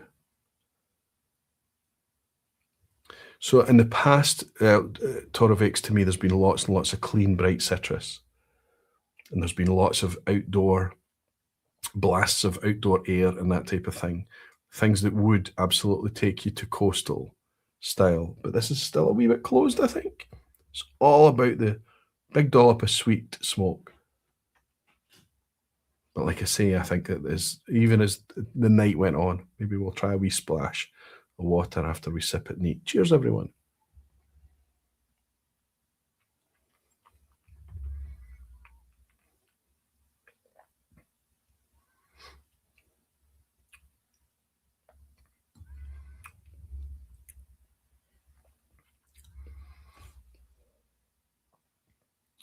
This is going to take a while. This is going to be one of those kind of switch around whiskies. So it's not nearly as sweet on the palate as I expected it to be. What I actually got there was a slightly more astringent, sour experience. It is absolutely salty. So there's that. It's definitely a coastal whiskey. It's absolutely packed to the rafters with smoke. This is very smoky. This would, in a blind tasting, 7, 8, 9 times out of 10, this is going to pass for an Islay whiskey, a very, very typical Islay style, I would suggest. For somebody like me tasting it, that is, I would play the odds on this one, and I would place it in Islay. I would probably place it close to the south coast of Islay as well. Maybe you could confuse it a little bit with a Kilchoman style because that's sourness. That thing that I got in the palate, I'm now able to look for it in the nose, and it's there a wee bit.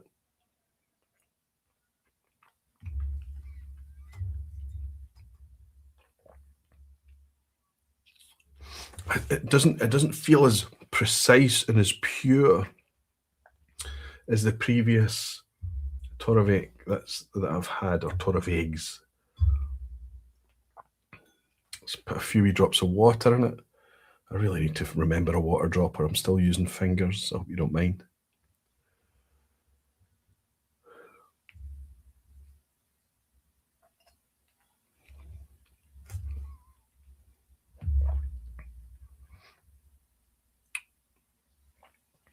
A wee drop of water seems to quieten and soften and round. It doesn't seem to make anything pop.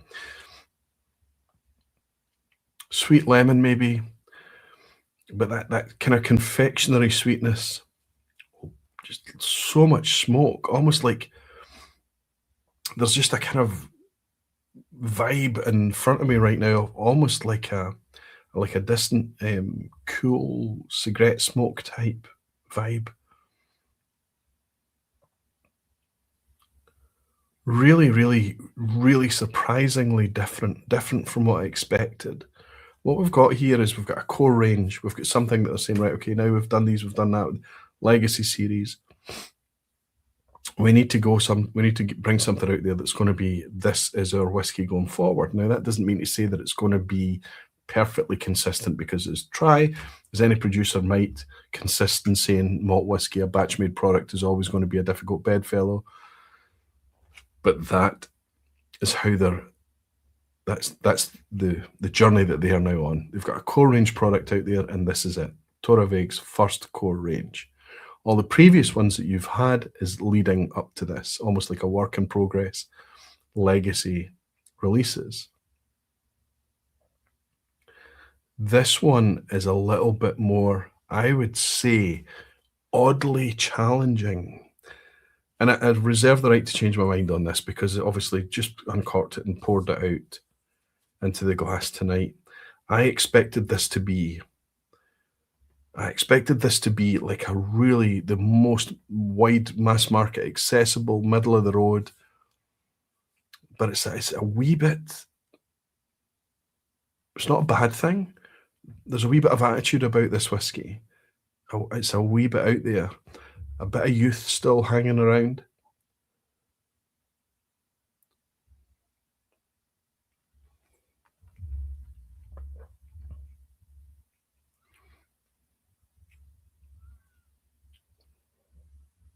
It's definitely coastal. It is definitely outdoors. It's definitely briny. But there's a sourness and a sweetness, and the sweetness is coming across like a confectionery, almost saccharine type sweetness. I think this is good.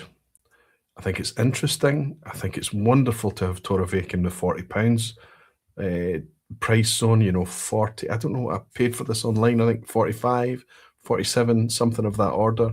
So very fairly priced. But I think what I've experienced up to now with the Legacy series was a big, bold statement whiskey each time. Whether it was the Glenmore, whether it was was it Glenmore? It wasn't Glenmore, it was Altglen, wasn't it? Altglen. And then it was Knocknamoyne with a more kind of sherry cask, the original Legacy. These were very big, confident, bold statements, despite the fact that we're still at 46% ABV. They were very direct. This one, I suspect it's almost like a mishmash type thing going on. I think what I need to do with this one, honestly speaking, is, to be fair to it, is to just spend a bit of time with it. I think this is not settling as much as, it's not as pure, it's not as clear, it's a bit muddled, I think. Maybe it's me that's muddled.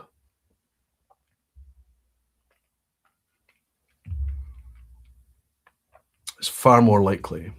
That said, given the Torabhaig that is available out there in the marketplace right now, regardless of where you are, whether you're here with me, whether you're Drew in Arizona, whether you're Annabelle way down in the southern hemisphere down in Australia, it doesn't matter where you're going to be, there's going to be Torabhaig on the shelf. And if you were after a coastal style of whiskey and you're not put off by heavy peat, and I mean heavy peat, these are very boldly, heavily, confidently peated whiskies, very smoky, I would suggest to you that Torabhaig fits the bill. And by you guys putting it in fourth place, despite the fact we've got a distillery that's only been going for about 8 or 9 years, you agree with me. I'm almost tempted to just put a teaspoon of the 2017 in the glass, just to see if it's me tonight. Is it my congestion? Is it just going to try a tiny sip in comparison. No, on the nose, clean, cool, distant ash. Bright lemon. This is the inaugural.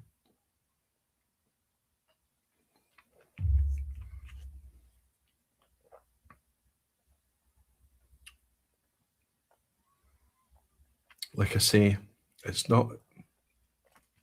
This is young, very pure, very precise, very deliberate, very obvious, very easy to get to come to terms with, to understand. to settle with and enjoy. First glass of the new one tastes a wee bit muddled. But it remains the fact that it could absolutely be me. Okay.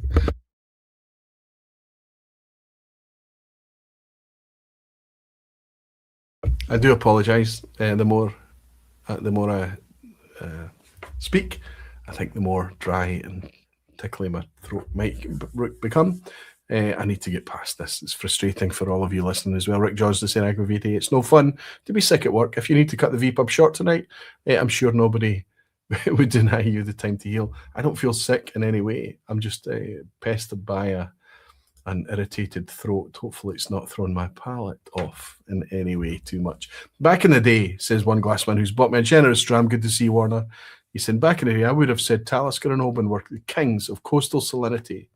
These days, Ardnamurchan, Ardnahoe, Glen Scotias are right up there, and cheers. It's very, very interesting, the consensus that you get. It's not kind of one person standing up and saying, oh, this is rubbish, and everybody follows. Because we're all enjoying whiskey off in different wee pockets, different environments, different circles. And we all work these things out. We're very, very good at mapping the development and changing landscape of whiskey. Martin is saying, my palate is demanding more peat right now. Weird how that happens, but I'll go with the flow and try the take. Well, I would have to say, if you pick up the new Torabhaig house style and go for Torabhaig Taigh, I would say that what you've got is a very fairly priced, naturally presented, earnest whiskey. I think that I don't know what the profile is. I don't know what casks they've put together. I maybe should have researched that a wee bit more. But I think it tastes to me just a wee bit more muddled at first blush, at first approach. But Martin, if you like your Torabhaig, if you like your peat, it's not going to let you down. Daisy Leland is here. Daisy, good to see you. How you keeping? Looking forward to seeing you. Will I see you in Limburg next week? Evening, Roy Aquavit and Barflies. Starting off with Ardna Heritage. What a perfect pick. Fully bourbon, cask matured Ardnamurchan. We might get close to there at some point this evening, Daisy. Maybe we'll be sharing a dram. So let's move on then. Let's move on from number 4. And let's move into pick up the comment that came from Warner there. Warner, I should say thank you for the dram, by the way, as well, buddy. Thank you, but thank you so much. He talked about Oban and he talked about Talisker being obvious picks for coastal salinity. Now, Oban has been mentioned tonight, but it does not appear in the top 5. Interestingly, it doesn't, because there's once upon a time, if there was an accessible, consistent, affordable Oban that we could trust, we would probably go there.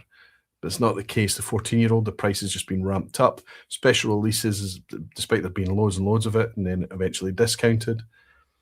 Worthwhile your time, but only worthwhile at the discounted price. I have to say, if you're chasing Oban at retail, it's too expensive. And because of the way Oban is made and used and the scale of the distillery, it's never ever available from independents. It doesn't appear this evening, but Talisker does. Sorry, Talisker. But I have to say that it appears on your list and not mine. Talisker, absolutely. If I was putting together a list of coastal distilleries, Talisker would appear. But in order to share a top 5 with you tonight, I had to be very selective.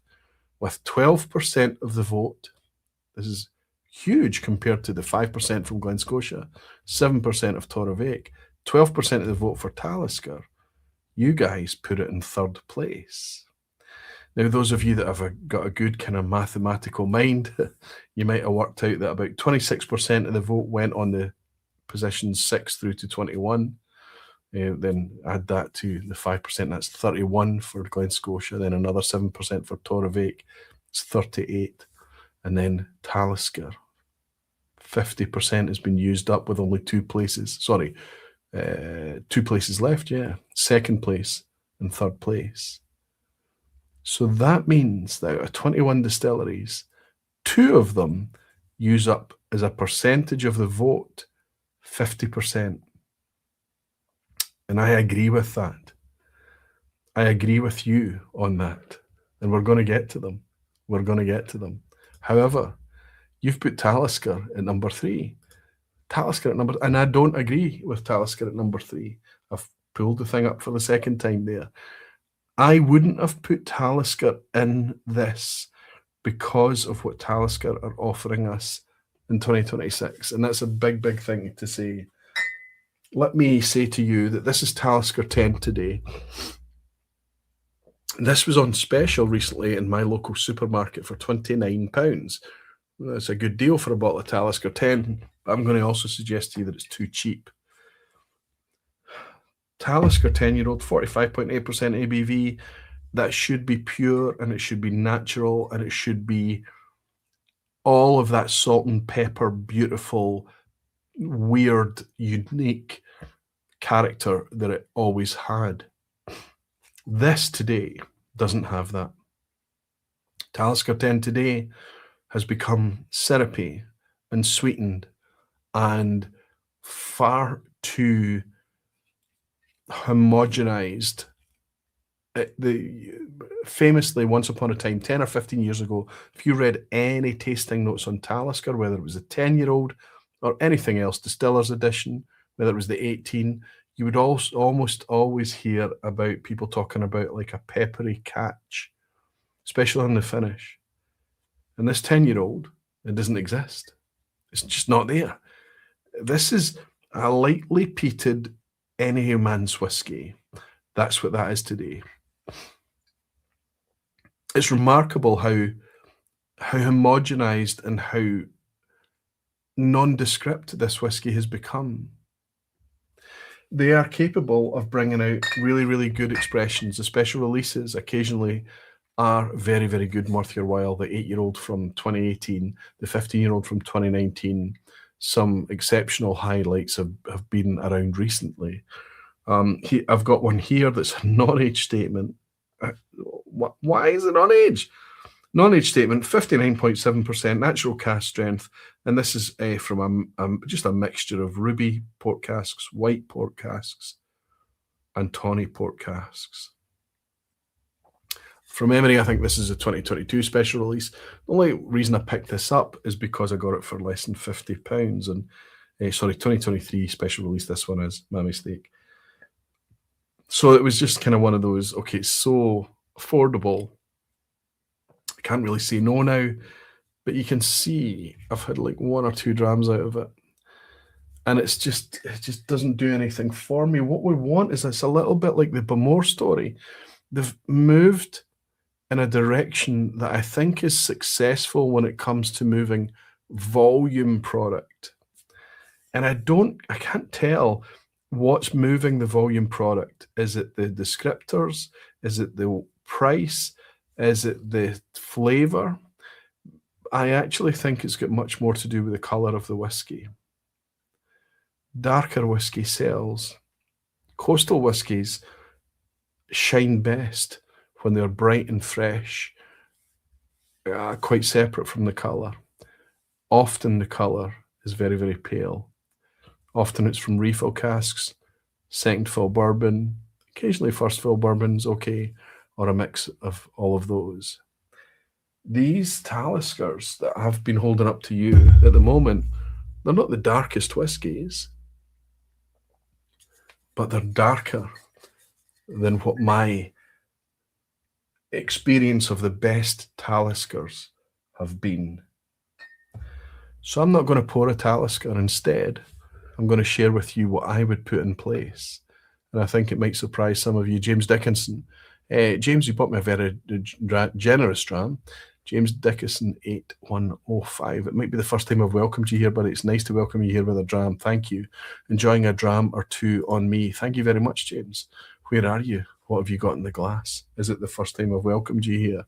I'll tell you what I'm going to do, James. I'm going to put what I would recommend in place of Talisker, and I mean this genuinely. It's almost ridiculous that I would take such an iconic distillery like Talisker, listen to the community who've put it in third place, and me to say no and push it to the side.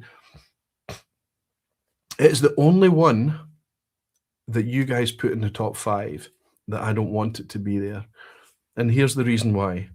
Somebody's going to come to me and say, Roy, I want a coastal style whiskey based on your recommendation. Where do I go? And if I said Talisker, they'd go out and buy that Talisker 10 and they'd be like, eh.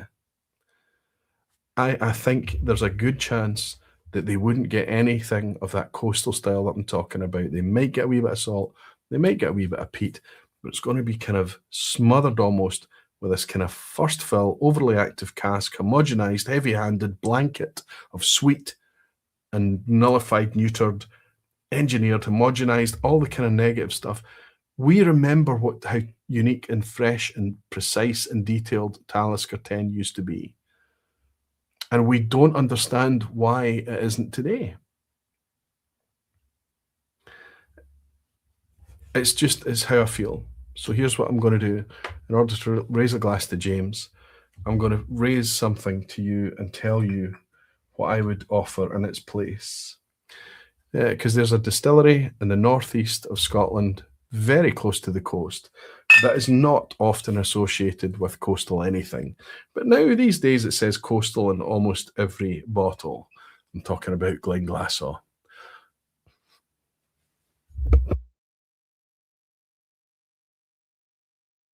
I can't get that to focus, but I'm trying my best there. It's going to focus now. This is the 12-year-old at 45% ABV. This is a mix of bourbon, sherry, and red wine in a 12-year-old. It's perfectly pretty. It's not fully natural as we'd like it to be. There's a wee bit of chill filtration going on there, but it's a great, great, great whiskey. This is fantastic. It's not my type of whiskey because this is bourbon, sherry, and port casks. This is also their peated, or very, very lightly peated expression. This is bourbon, sherry, and port casks peated. Port soy, and it's higher ABV as well. This one at 49.1% ABV. But here's the one I'm going to recommend to you. And here's the one that makes it easy for me to put it in front of Talisker. And I am serious about this. I know this is Brown-Forman. I know that it's a big rebrand. I know all of these things. But we have here the Sand End. And this is bourbon, sherry, but also Manzanilla. This is my favourite of the 3 Glenglassaugh, the Sand End. But I think the Manzanilla casks exaggerates that coastal style. This, over the years, since it was released, I think we're going back to 2023, 2022 maybe, we had the rebrand of Glenglassaugh. I don't even remember now. But this Sand End has become, I'm hesitant to suggest it's a guilty pleasure. It's not a guilty pleasure in any way. It's just a pure pleasure. This is a remarkably well put together, well made, somehow bold and robust and defined, but quite delicate and elegant in the same glass. And instantly salty on the nose, instantly outdoors, instantly coastal. There's a wonderful, ever so slightly light brown sugar, light spice. It's on the nose immediately. We've not even sipped this or anything yet, but there are top notes. There's a kind of a spritz type clarity, a sparkle to it, a poise, a confidence, an elegance, a defined. This is the Sand End. It's also coincidentally the highest ABV. I'm sure that's got nothing to do with it. Cheers, everyone. And James, thank you very much for your dram. Cheers.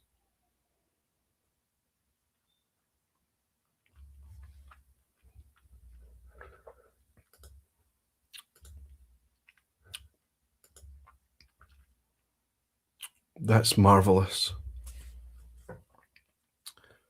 This has got the kind of lovely, detailed,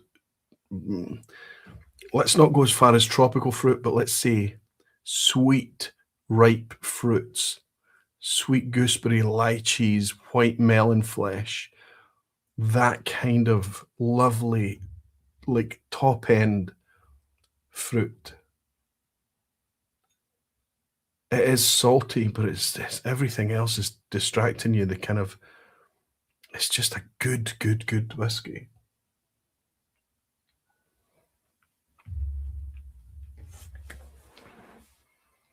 Sweet, but not sickly, not syrupy. Sweet in a very pure fruit type style.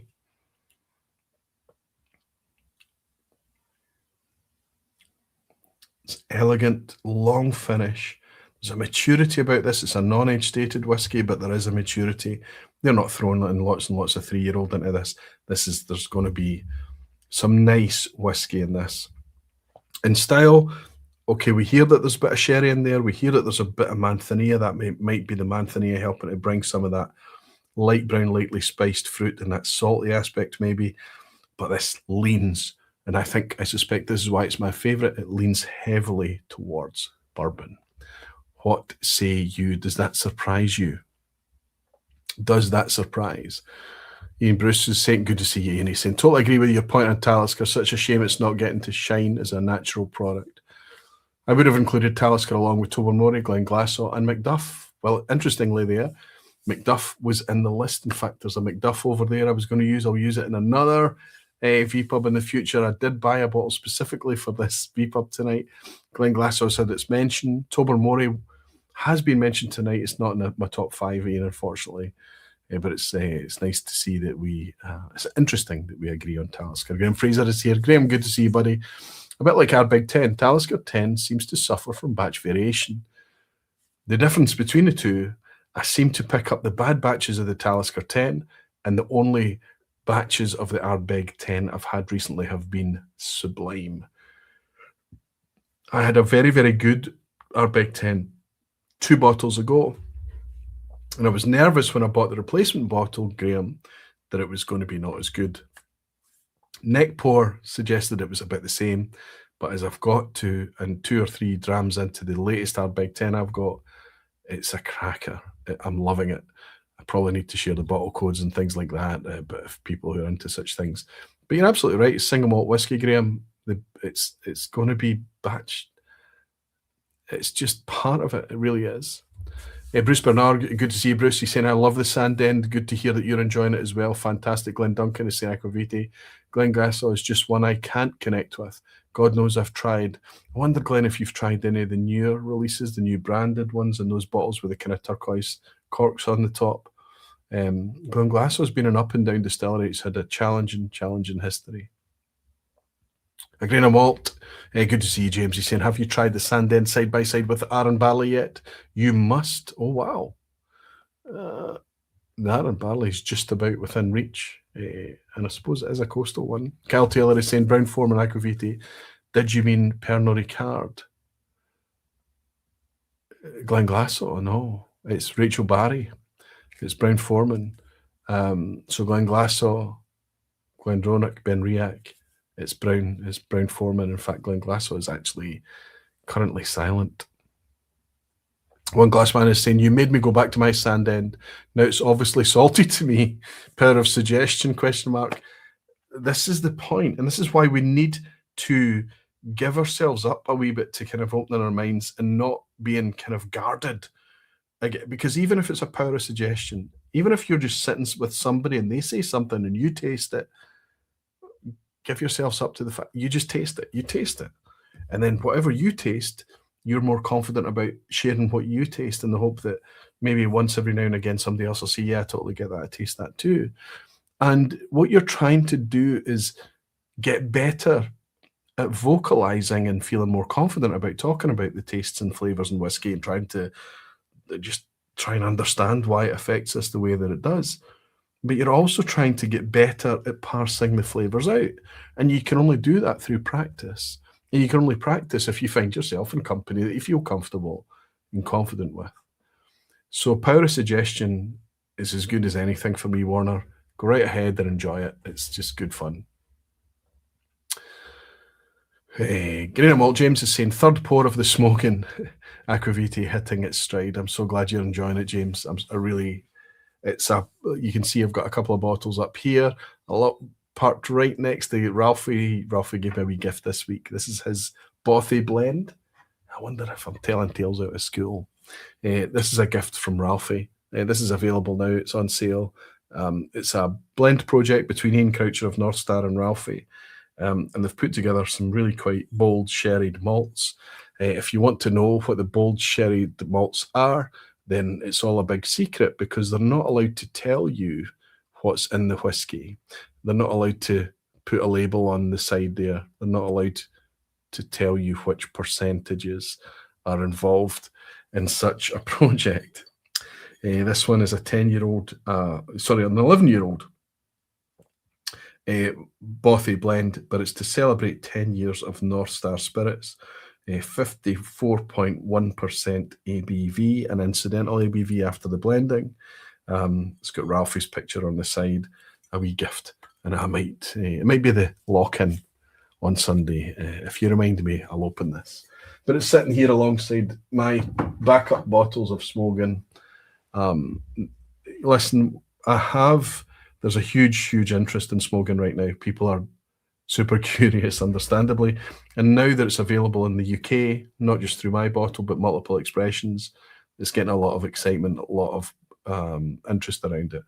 That said, a lot of the releases that's come out recently, as I've said before, the idea is to make sure that there's plenty of it. The worst thing I can do is try and manage a scenario where there's not enough to go around, especially the people that are supporting me. They need to be able to get a bottle.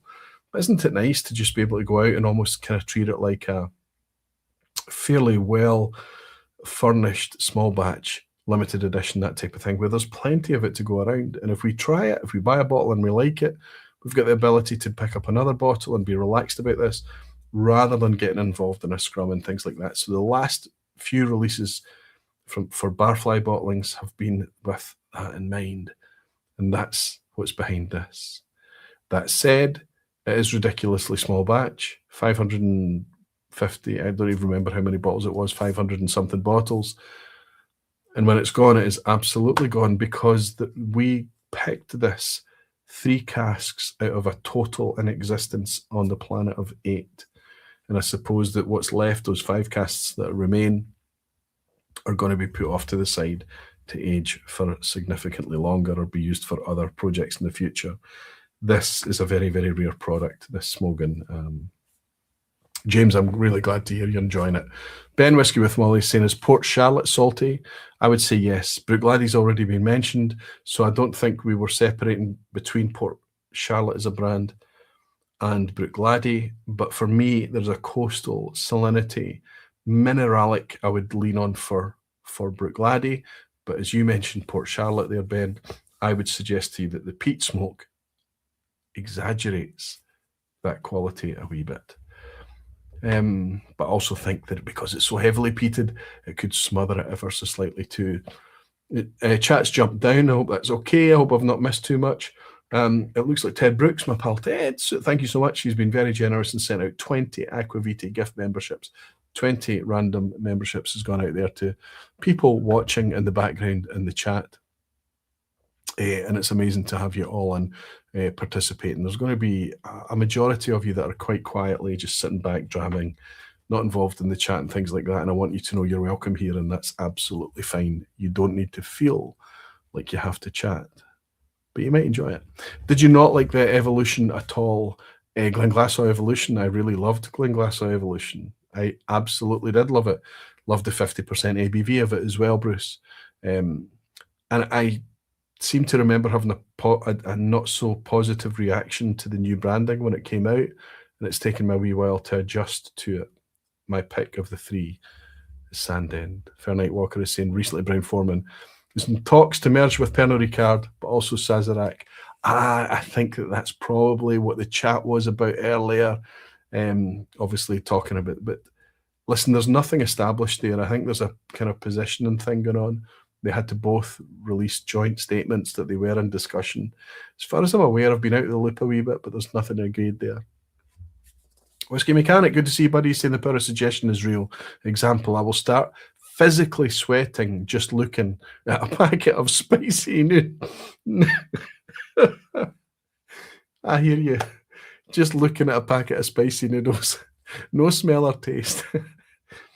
Just suggestion. I want to also go one further than that. That's brilliant, by the way. I love it. Is that it's specifically the sweat is on your head, your forehead, and your scalp. And for me, too much information. Sorry. That's brilliant. Graham Fraser is saying, interesting to compare the Ardbeg 10 with the new Ardbeg 10 cast strength. Oh, that's an interesting one. Absolutely loving, in love with the new Ardbeg 10 cast strength as well. Taylor actually saying I was able to get hold of your Smögen. Bit expensive to get it here in the States, and as I've heard, there is nothing like it. FOMO a bit, oh well. Well, okay, I'm looking forward to hearing what you think about it when it finally gets there, Taylor.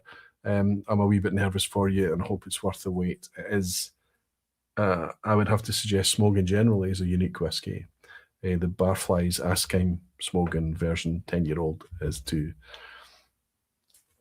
Andy's saying, we'll miss the locker on Sundays. We'll be at the Ardnamurchan Barfly charity tasting.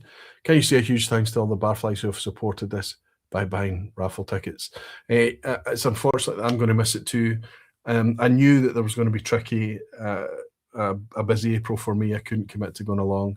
But Andy, Helen, Paul Main, as well as Peter, Denise, and the folk at Kwang Tung restaurant over in Paisley on Sunday night this week. It's already sold out. But you can still buy raffle tickets and things like that, are going to be going along to have a gathering over there for charity. I wish you all the very, very best, and you know I'll miss you. I hope it goes very well, guys. Whiskey Games UK is saying, hi Roy, can I just put my head round the vPub door and make my apologies before sneaking away again, juggling too many plates this week, catch the replay with a glass of old Pulteney later. Matt, now that you're back and settled with your glass of old Pulteney, picking us up on the replay, it's nice to have you here as always, buddy. Cheers. So, you all know now, with 2 hours in on the vPub, there's 2 whiskies left, and they share 50% of the community's vote. It's very easy for me to put these 2 up front. I think you know what they are. It's just a question of what order I've put them in. It matches the order that you've put them in, which is very interesting. And I've got 2 glasses left that are clean.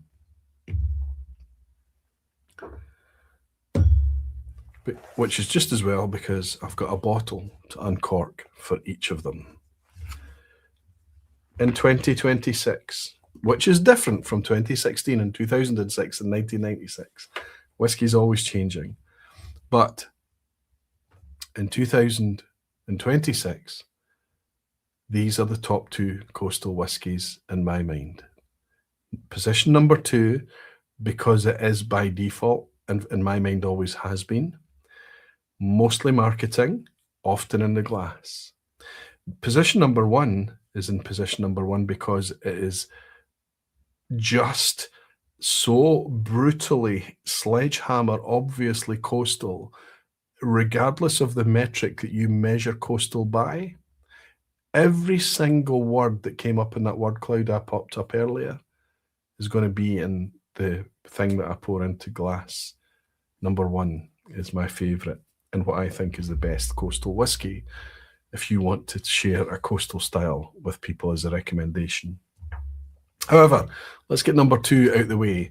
Is anyone going to be surprised when I talk about Wick's Pulteney Distillery? Of course not. Now, I could have gone anywhere on this one. I've got the 12-year-old. I do not recommend this to anyone right now, even the fact that this is sub £40, sometimes sub £30. This is made to a price point now, I'll argue, it's too cheap, and I think that it is risky to recommend to anyone who's into whiskey and loves their whiskey. For every bottle that's lovely, I think there's going to be a few that's not so lovely anymore. There was a time in the past, the old Pulteney 12 at 40% ABV was a good value, easy thing to recommend for people who were coming into whiskey. And the 40% thing, we just ignored it. We didn't mind it. It was a thing. Let's put it to the side. Let's recognise that much like Loch Lomond, Glen Scotia, Tomatin, Glencadam, multiple other producers out there that we love, they need a product to go mass market and to say the mass market. And in the case of Pulteney from Wick, Pulteney Distillery, the 12-year-old fits that slot. That means that even if you pick it up in a specialist retailer, there's no way the retailer can pick it up at a wholesale that's viable for them, really. I mean, If you can pick that up for £26 in your local supermarket, that deal has been done with the supermarket at £26. That's not the supermarket giving you something. They're charging you extra when they're charging their £36, £38 or whatever it may be for it. And then it goes on special offer and it looks like a really, really cheap deal, but it's not. It's just, that's a price point whiskey. Old Pulteney 12 is a price point whiskey. And unfortunately today, it tastes as such. You're much better off going for the Huddart, which is a non-age statement. Much more flavour, much more texture, much more weight and body about it. This is aged in ex-peated casks. Maybe you want to go and splash out a wee bit. I think it's starting to get a wee bit pricey, but it's still within affordability realms. Old Pulteney's 15-year-old. I would argue that this is the most coastal. This one in the Huddart. The Huddart's got a little bit of that kind of peat smoke in the background. I don't really detect it too much. Some people do. But the Huddart and the 15-year-old is by far the most coastal. And then we've got the quite dark and rich 18-year-old. However, I've got one to uncork, and I'm going to go back to a memory. I was going through travel retail, and I was trying different whiskies, and then somebody said, "Oh, I've got this sample of the new Old Pulteney that's coming out." And I said, "Oh, a new Old Pulteney, what's this?" And it was a 16-year-old, and it was in a sample bottle, and I got to pour a wee bit of this, and I thought, this is a fantastic whiskey. This is really tasty. Can I not? It wasn't available for sale.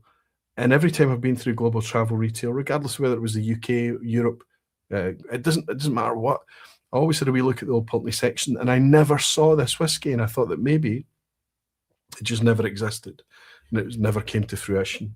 And then recently, I find it online, and I didn't know that this was the bottle until it was actually delivered. I didn't appreciate I was buying a travel retail product, but this was available online. It's a lovely, lovely dark, rich colour, but this is old, and we believe it to be natural colour. This is Old Pulteney's 16-year-old, 46% ABV. There's no differentiators that I can see between this and, for example, look, the 18-year-old. This is actually, the 16 is a bit darker than the 18. And it says on the label that it's a mix of American and Spanish oak. So what we've got here is probably, I would imagine, some Oloroso, some sherry in here to get the dark colours, but some bourbon cask too. But it was £65, I think I paid for this 16-year-old. Not cheap, but not expensive either. I think fairly priced. It doesn't say on the label, like all the Old Pulteneys, it doesn't tell us about the colour status, it doesn't tell us about the filtration status. But this is something to open with you all tonight. Is it going to taste? Is it going to give me that memory? And I'm going back to, do you know, I think it must be 2021 or 2022, because I remember when I was tasting the whiskies at the table at Global Travel Retail that I had to remove my mask. So it was at that period where we were coming out of COVID and we were encouraged, especially in airports and airplanes, to wear masks. I was wearing a mask, and I had to deal with tasting whiskey as well. It's just a memory that sticks with me, I think. Could have made a lot of it up, but there you go. I think there's a good chance this could be this whiskey.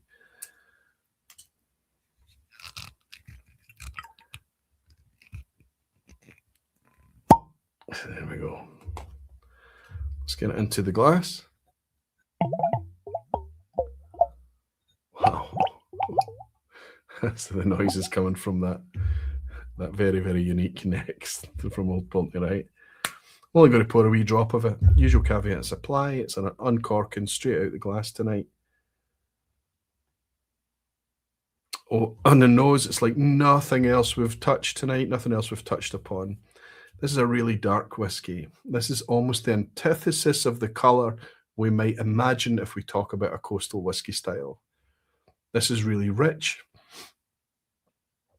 Dark mahogany, lots of dark copper tones, a little bit of a kind of dark burgundy, really thick, dark honey colour maybe. In the glass, that continues. It's really quite a dark whiskey in the glass as well. We hope that it's all natural, and we hope that it's all from potentially going to be European oak. maybe something that's held some Oloroso or PX.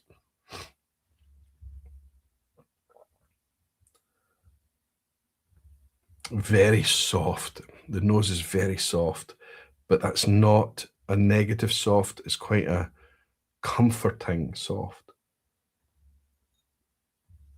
Not particularly vibrant. There's nothing particularly kind of shouty or no spark in any direction. This is more of a kind of, this is a pair of slippers and a soft seat type soft. Not a lot of spice. Treacle toffee, caramel, sweet, soft notes. Maybe some interesting, nice, semi-sweet, like almost like a rhubarb crumble type. So it's sweet, but not, you know, there's an edge to the sweetness.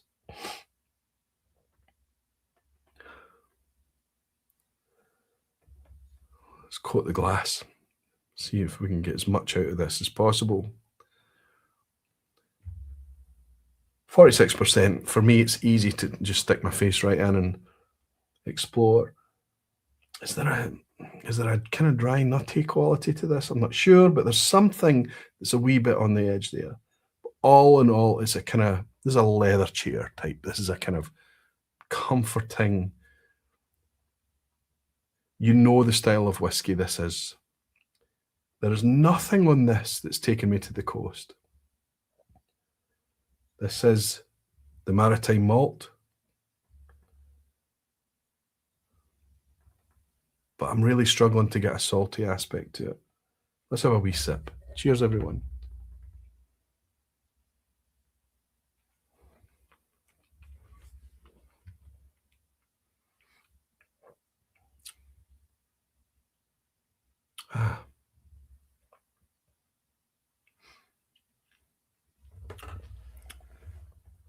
We've all experienced a whiskey exactly like this. There is nothing of a letdown as I sip that whiskey.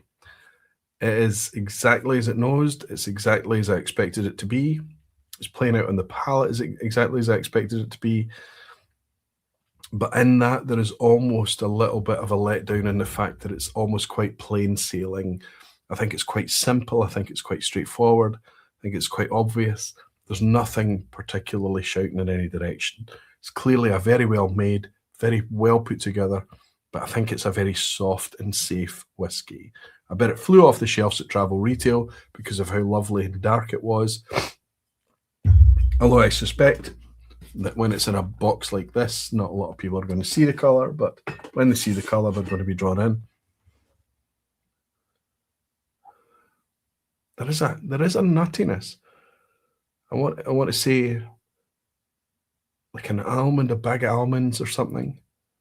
Dried almonds. Now, is there any other kind of almond?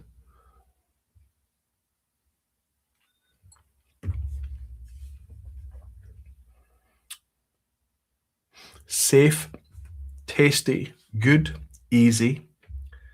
It's nice for me to have this on the shelf. There's going to be a bunch of people that I know exactly who I'm going to pour this for. But nothing particularly precise or complex. I think it's just safe. The sand end sparkled, right? And lots going on where you're trying to grab different notes and things. Whereas this is just kind of flows. It's just kind of much more linear, much more flat. Safe. Is it worth 65 quid? Yes, but you know, there's so many other things out there. Like just now, I think you'd be probably better off buying a Thompson Brothers TVBSW. An Edredar 10 certainly would give you a bit more character, a bit more robustness and roundness than this. 10, 15 pounds cheaper, maybe more than that, actually 20 pounds cheaper. It's a 16-year-old whiskey. It's right in the sweet spot. It's right when things should start to have complexity and confidence and poise and balance. But this is it's a wee bit of a letdown, if I'm honest. It's nothing wrong. There's nothing bad. But I want it to be coastal. I want it to taste like the Hudder. I want it to taste like the 15 a bit more, because there's detail, there's intricacies in those whiskies. That's a bit. Do you know what this is perfect for? It's obvious when you think about it. This is perfect for global travel retail. So if I go back to that day that I was given that sample, is this what I was? My memory of what I sampled that day was really rich and syrupy and smooth. Had a lot more going on. This is a wee bit, nostalgia, memory. We're all flawed. I am more flawed than most. Maybe this is not what I tasted that day at all. There will be a date code on this somewhere. In fact, I can see there is a date code on this, which would suggest when this came about. But I'm going to hold it up to the camera in the hope that you might be able to pick out how tiny it is. Nah, you won't even see it under there. Nah. I don't think you're going to see it at all, but it's under the slightly embossed message where it says the maritime malt on the back, but there's no way I'm going to be able to read that tonight to work out what the date code is. I'll get the magnifier out and brighter light at another time. If you've bought a bottle of this, if you've picked one up, know that you're not going to get a bad bottle of whiskey. It's objectively a good bottle of whiskey. There's just nothing. I think it's a perfect global travel retail example. Excuse me for not putting it on mute as I coughed.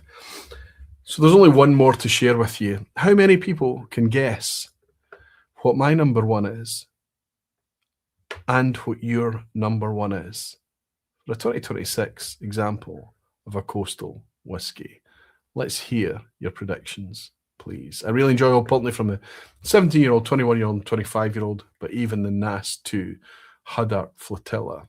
Glen Duncan's, that's from Glen Duncan saying his support. So he's talking about the 17 and 21-year-old, which are yesteryear expressions, which were replaced by the 15, the 18, and the Huddart much more recently. A lot of people up in arms. We were all kind of broken a little bit, especially the 17-year-old, the loss of a great value.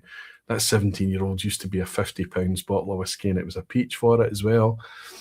Old Pulteney 17, open it, Kresimir is saying. I opened a bottle, the Dave Barnes bottle, very, very recently and shared it amongst everybody, Kresimir, at the Glasgow Whisky Club, and we all had a blast at it. Fairnight Walker is saying, that 16-year-old Old Pulteney is here, but over £100. Got my attentions a couple of times, but it feels too expensive. Over £100, I would agree with you, it is. Jalpin, I think it's Jalpin, Bunnahabhain. Yeah, Bunnahabhain was mentioned a wee bit earlier. It's not going to be ahead of Old Pulteney for me. Brora Clynelish says Everwind. Oh, I wish, right? I wish. Clynelish was mentioned. It was part of the position 6 through 21 that we listed earlier. Whiskey Mechanic is suggesting Ardnamurchan. Hart says Bunna, but Head says Ardnamurchan. Aquaviti just poured the Midgie Ardna. Prove me wrong, says Big Jimmy Jazz.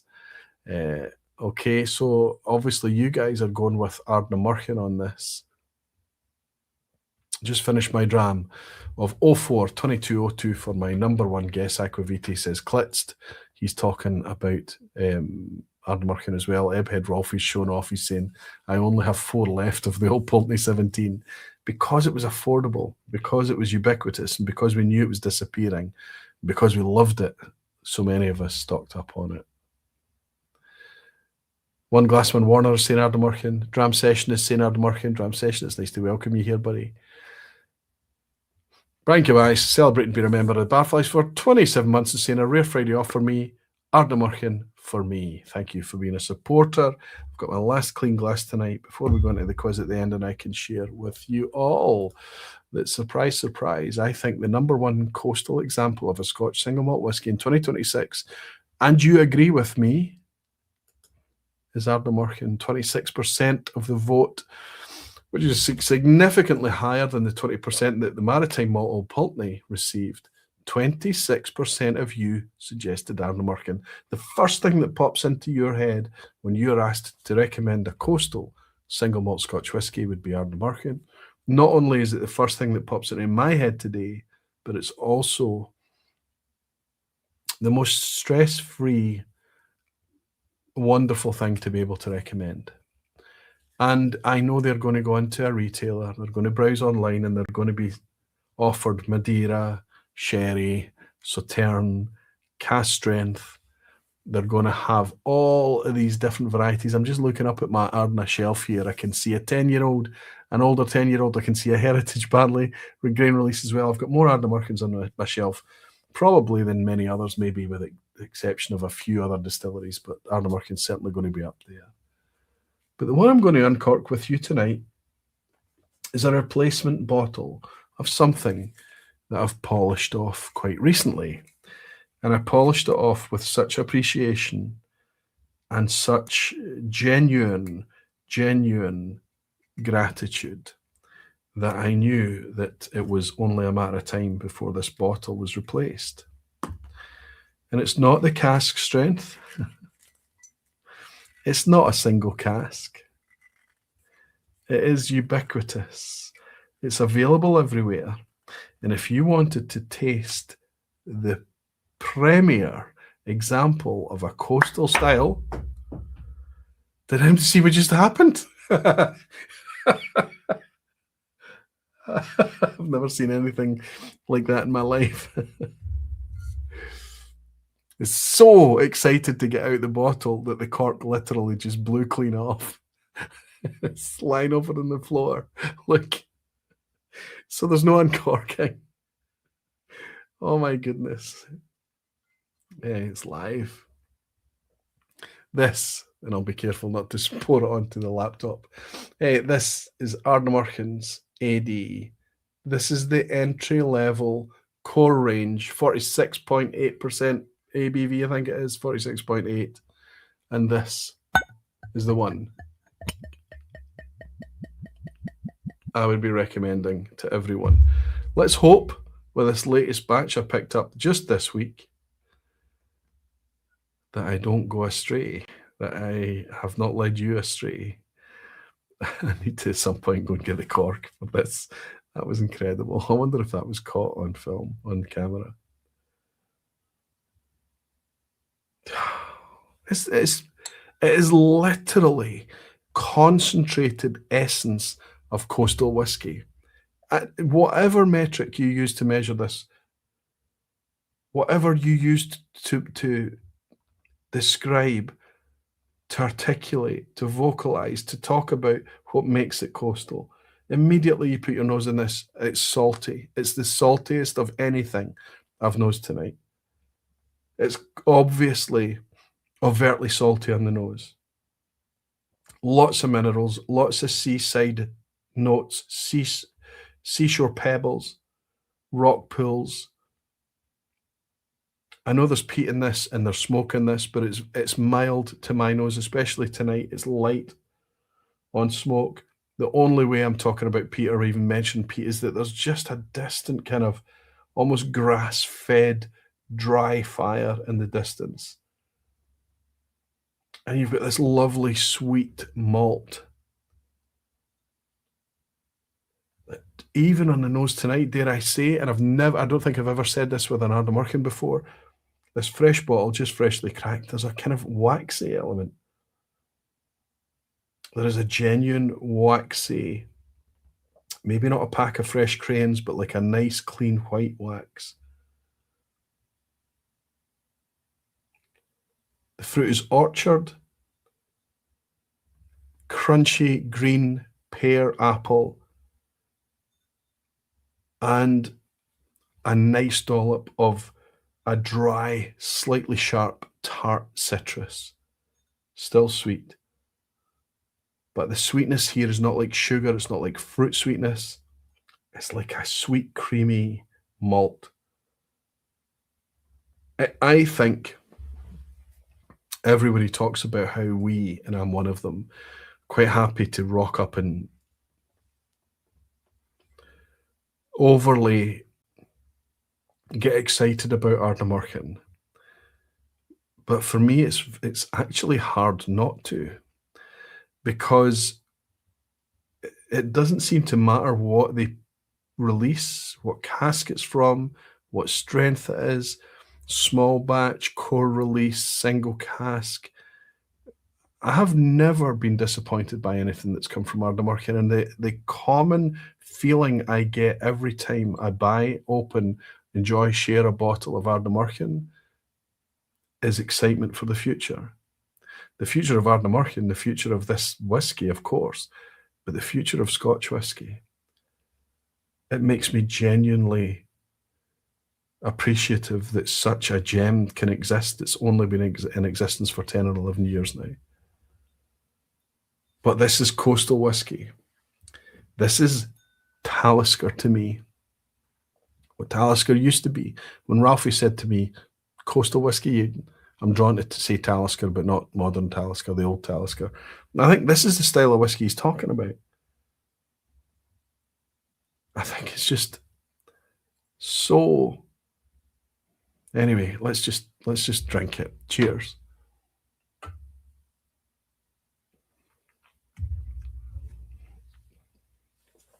And it's better now than it's ever been. I'm always going to hold so much nostalgia and positive memories. I'm going to hold it, burn a candle for that original 09, 20, 01, the original inaugural release. This is just lovely whiskey. It's not dry, it's not sweet, it's very detailed, it's precise, and it's clean. I don't know if it's easy to draw on a beginner, because I think in order to appreciate how good a whiskey this is, you need to have tried some whiskey in your time. And I think that this is the pinnacle, the essence, the absolute... I don't know if I even put the thing up there when I did. I told everyone this got 26% of the vote. The absolute perfect example of a modern coastal style. And if I get called out for being a fanboy, for continually raving about Ardnamurchan, for continually, then let it happen. Because when we meet in real life, or when we have a direct communication, I'm looking for the cork, but it's way over the back of the camera, isn't it? We're going to end up having a discussion about how you feel about Ardnamurchan, what your experiences are. And if we have a disagreement, it has to be about that it's not to your taste, as opposed to, Roy, you've been recommending an objectively lesser whiskey. It's not the case. This is a gem of a liquid. It's amazing that it can exist today. It really, really is. What have I missed? Brian Cabayas. Oh my goodness, I've missed a couple of things. I'm so sorry. Rem code, when did that come in? Way back there. So it's Rem code De Vries. Hi Roy Aquaviti, thanks for this vPub that incidentally also serves as my first online birthday party. Just turned 55 years old and I didn't even pick that up. I'm so sorry. So it's Rem code De Vries. Thank you very much for hanging out with me tonight. Thank you for buying me a dram. And let's raise a wee glass and say happy birthday to you. It's nice to welcome you here as you celebrate being 55. I'm 1 year ahead of you, big guy. Cheers. Sorry to have missed you. Brian Cabayas is celebrating being a member for 27 months. He's saying a rare Friday off for me, Ardnamurchan for me. I picked that one up ahead, didn't I, Brian? And I missed the previous one. I'm so sorry. Dram Session has just signed up for Aquaviti Barflies. Thank you very much for your support. I hope you stay a while. Bruce Bernard is saying such great whiskey coming out of Ardnamurchan. I have to agree. It's ridiculously good, and it's exciting to see how good it actually is. Okay, just finished my dram of, I picked that one up, didn't I? I picked that. Oh, there's ones I missed up. I missed that dram. I hope the fella is still here. I hope that Remco de Vries is still here. Anthony McGee is saying, I picked up the travel retail bottle of Highland Park years ago. The memory of it lingered for years, and I eventually picked up a bottle on option, and it hit the spot. Oh, I'm glad it worked out better for you than it did for me tonight, buddy. Jimmy Legacy just poured the Ardnat about as maritime as Switzerland. What, what are you drinking? What one are you? Don't just stop. What are you drinking, Jimmy Lake? If you can't, I don't know. You're on the east coast of Canada. Our idea of what maritime means can't be that different. Everwind is saying, "Did you see the birthday donation above? Thank you, Everwind. I just got it." Big Jimmy Jazz is saying, "Sad about Aquaviti. Back in the day, I might have included a Highland Park, but not even on the list. They lost their mojo." There are still some good Highland Parks out there. I think if you wanted a recommendation for a Highland Park, I would go with one of the cast strength releases from them. I know it's non-age stated, but I've not been disappointed. However, we're well catered for Highland Park by independent bottlers these days. There's no worry. So if you see a secret Orkney or an Orkney, or just go, it's Highland Park. Only have the original Ardnamurchan Madeira release open. What a banger it is too. That year that came out, Andy, that was just one of my favourite drams. Got me all through Christmas that year. Ardnamurchan's Ardnamerica tour is outstanding. Cheers to Carol Crafts and the team at Ardnamurchan, says Gene Kelly. Chris Pollack is saying premature uncorking. Oh my God. Yeah, I'm friendly with the cork. I thought that was the Paul Lanois release. Paul Lanois is another one. It's a cracker. It's been a brilliant example. And I think that Paul Lanois might have exaggerated that coastal quality as well. Taylor actually saying it doesn't seem to matter what type of whiskey you're talking about. Ardnamurchan is almost always towards the top of the list of recommendations. I would say there are multiple, and I think it's the breadth of products that they've got. You want sherry cask, they have it. You want fortified wine, they have it. Madeira, you want sweet wine with Sauterne. You want peated, unpeated. In fact, they've got peated and unpeated Sauterne. If you want cast strength, if you want a core range example, if you want good value, and I think good value just runs right entirely through the core range. I think I think it covers so many possibilities. I think what sums it up better more than anything, and I can't count from here, they're about 4 or 5 deep, but I've got 1, 2, 3, 4, 5, 6 facings of Ardnamurchan, and I probably get 2 or 3 bottles here or on the ground. So that gives you an idea of how many bottles I have. And there is not a single bottle up there that I regret buying, or I would trade back for the price I paid for it. Jimmy is saying the Ardna, the exact one you have, reminds me most of a Glencadam 10, but not as sharp.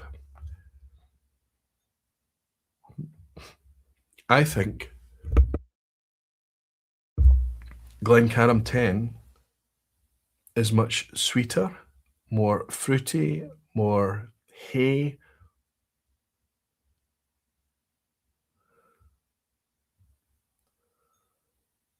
I'm not going to encourage everybody to speak out and talk about the things that they taste and things, and then immediately suggest to you that this is remarkably different, because if that's what you taste, that's what you taste. But to me, there is beautiful coastal elements to this. And this Ardnamurchan, the core range, as you say, Jimmy, the exact one that you have, there's going to be a significant amount of peated casks in the mix as well.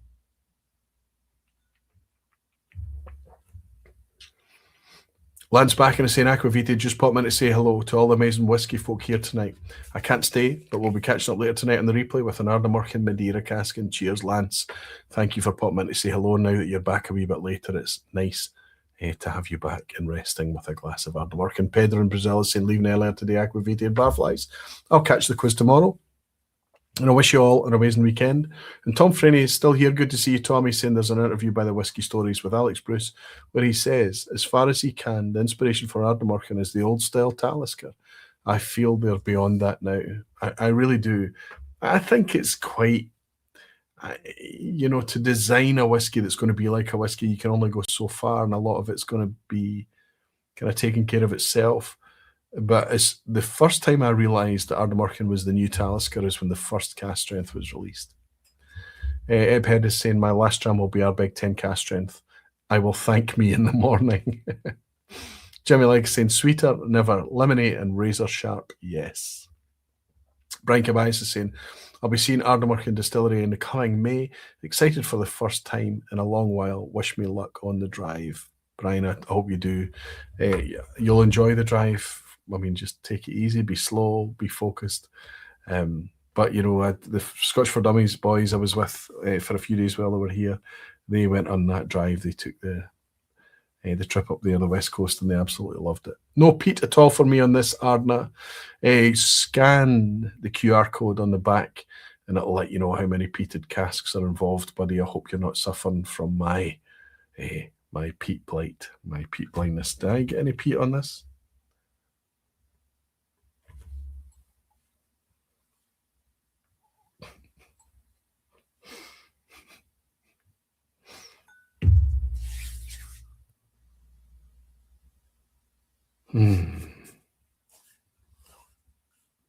So I have had PT whiskies elsewhere tonight.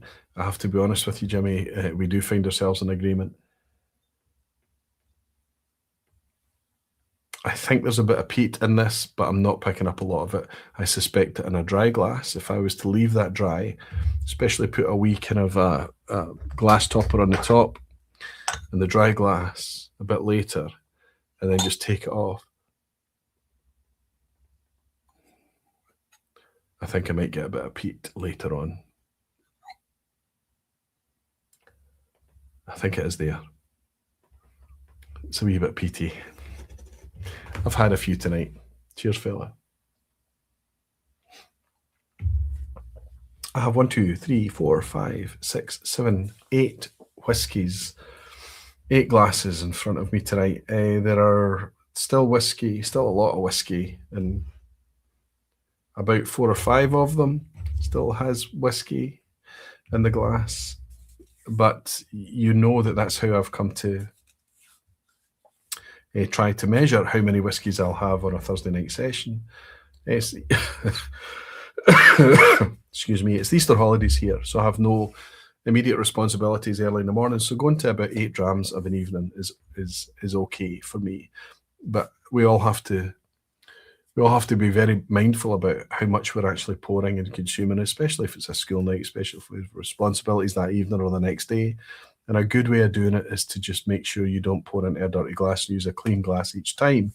Then you've got a visual check as well. The standouts for me tonight of the whiskies that I've shared with you, and I'll be honest, I have to be honest, is the Ardnamurchan, the Sandend, and the Smögen. They just sparkle. They really do sparkle for me. Jean Kelly's saying lots of dregs to finish off, maybe an addition to the infinity cask. If I've sipped from a glass or a sample bottle, whatever it may be, no, it doesn't go in any infinity anything. Jimmy Legacy just poured a Glencadam 10. It's so much better than the Ardna. It's really surprised me, even though I was expecting an Aquavite. Jimmy, I'm glad you're here, buddy. You're here to add a wee bit of yin to the yang and all that. But listen, you're never going to get an argument from me when it comes to having your own opinion, and that opinion being Glencadam 10, because it's an absolute peach of a whiskey. Some would say a literal peach. So there we go. My top 5 coastal whiskies: Glen Scotia, Torabhaig, Glenglassaugh, Pulteney, and Ardnamurchan. I do encourage you wholeheartedly to be a wee bit Jimmy Leg and add your own top 5, your own recommendations, your own experiences, and your own interpretation of what you determine or what you feel is a coastal style in the comments underneath, as has been happening throughout tonight in the live chat as the people have been hanging about. If you want to continue to have a wee bit of fun with us tonight, and also if you're picking this up and doing so on the replay, thank you very, very much for doing so. We always finish out with a quiz at the end. If you're participating for a quiz at the end, it's always multiple choice. It's always intended to start off easy and get a bit harder as time goes on until at the end it's really quite obnoxiously hard with ass-hat questions. Along the way, look out for banana skins, but know that you can always lean against or lean on the chat. You're only playing against yourself. It's only intended to be fun. And yeah, I learn a lot doing the quiz. As I get a wee bit older, I don't retain all the stuff that I learned, but it's great fun. I hope you'll stay for the quiz at the end, and thank you for joining me tonight. The reason that we put the quiz at the end is not everyone loves a quiz. So if you're using the quiz as an excuse to take your leave, thank you for hanging out with us for another Thursday night. But the rest of you, put your slippers on and stay. Cheers. Jimmy is saying I should mention that one should ever listen. I think he means never listen to anything I say. I know that Angie doesn't. Well, I think when you say nice things, are you suggesting that we shouldn't listen to the nice things either? Tom Franey is saying, member for 33 months. He's saying, right, that's me. Good night, all. Tom, thank you very much for hanging out with us until now. If you do pick up the quiz at the end, maybe drop in the comments what you managed to score, buddy. If you feel like it. One Glass Man, sorry, is saying 10 and ready. Fairnight Walker is absolutely ready. Steve Atkiss is in and he's predicting a 10 tonight. Daisy Leland is hanging around with us, as is Bowman 1999 Rob, along with Sugar Kitty, Rolfie. Mike Molasses is here. Good to see you, Mike. I hope my throat holds out for this quiz at the end. I would really like to see this thing shifted by next week, certainly by Limburg. Fantastic. And Taylor actually saying, Aquavit and everyone else, take me get dinner. I'll catch the quiz in the replay. 10 or luck to those who stay. Slancha, good night and stay safe all. Taylor, stay safe, right back at you, and I hope you enjoy the quiz. Whiskey Rev is in here. So long since I was here for the quiz. I mentioned you earlier tonight, Graham. I asked you what your coastal whiskey was when I asked you what was the first thing that popped into your head. You said, Pulteney. So it's nice to have you playing along for the quiz at the end as well. Let's see how you got on against the super knowledgeable whiskey folk and dedicated Barflies. Okay. First up, everyone, remember, look out for the banana skins. It's always multiple choice, and then we'll work our way into a deliberately horrible asshat question at the end. Question 1. Which of these distilleries lies comfortably within 5 miles of the sea? I'm going to give you 3 distilleries. I need you to spot which of them lies comfortably within 5 miles of the sea. A. Macduff, B. Brackla, or C. Glenord. And while you're thinking about that, I'll go and see if I can find the cork for that Ardnamurchan.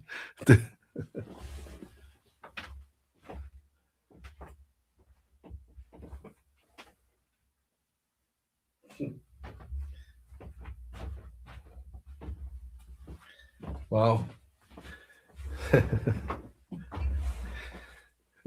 It covered a distance, but it's back on.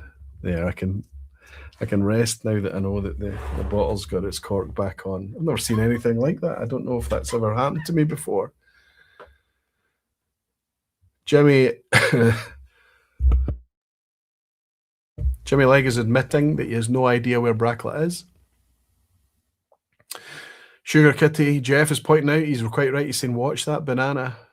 Not likely to be all 3. Mike Molasses is saying, come on, pass mark.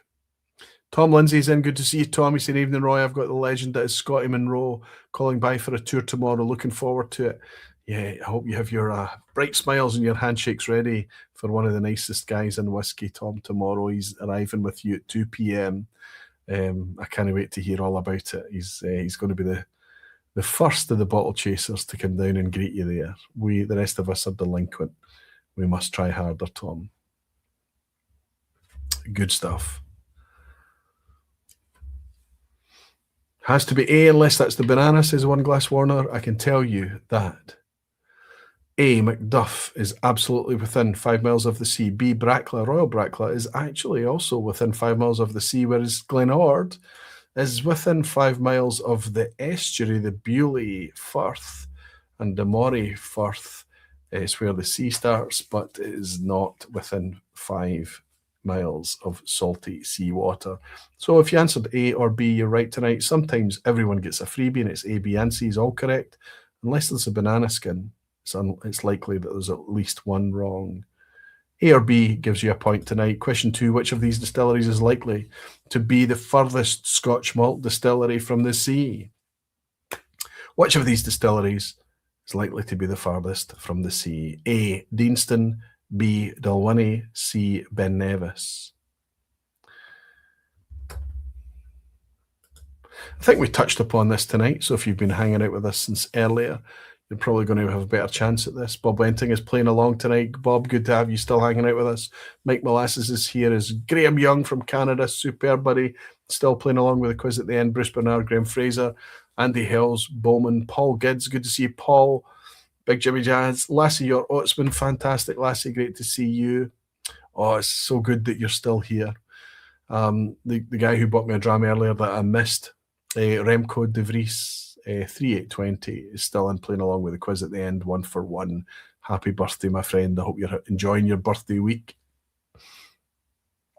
Fairnight Walker, Mikey Hay is in. Superb, Mikey, good to see you, as well as James Morgan. Phil Wagner is here. Overland Drams, Chuck is in. George O'Brien, Glenn Duncan, so many of you. Tony Nelson, still hanging out with us tonight. Fantastic. I can tell you that most of you are absolutely spot on. We did touch upon this. Deanston is right in the middle of the country, but it's down at the kind of narrow kind of central belt. Ben Nevis is a wee bit west, but it's not very, very far to salty water from Fort William. So it is, of course, right in the middle of the countryside, just west of Speyside, Dalwhinnie. About 40 miles from the sea from Dalwhinnie. Question 3, which of these whisky festival lists are in the correct chronological order? So I'm going to give you 3 lists of whisky festivals for 2026, and I need you to find the one that's in the right chronological order. For a lot of you that don't really know about festivals and things, and you're going to find this an annoying question, and I apologise for that. These are the types of questions that it's okay to lean on the whisky folk and the barflies in the lounge playing along.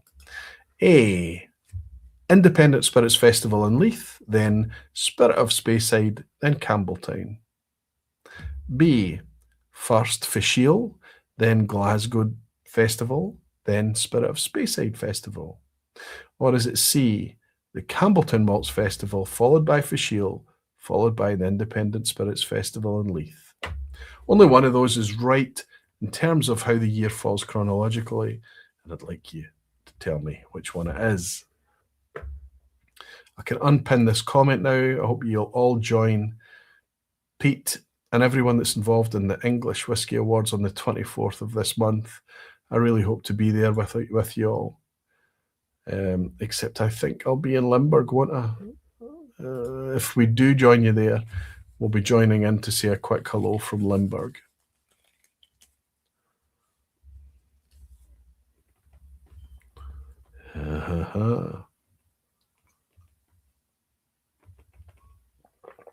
No banana skin on this, nothing to watch out for. Well, I've got a lot of old Pulteney bottles here tonight.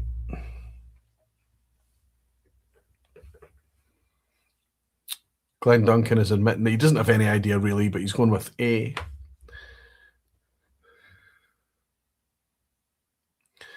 Independent Spirits Festival in Leith is in March. Spirit of Speyside is late April, early May. Campbelltown is late May. Campbelltown is late May, yes.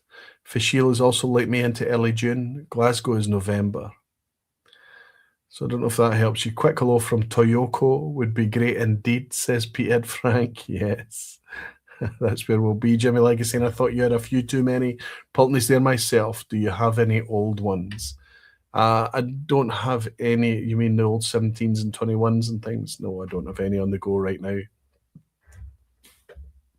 Okay.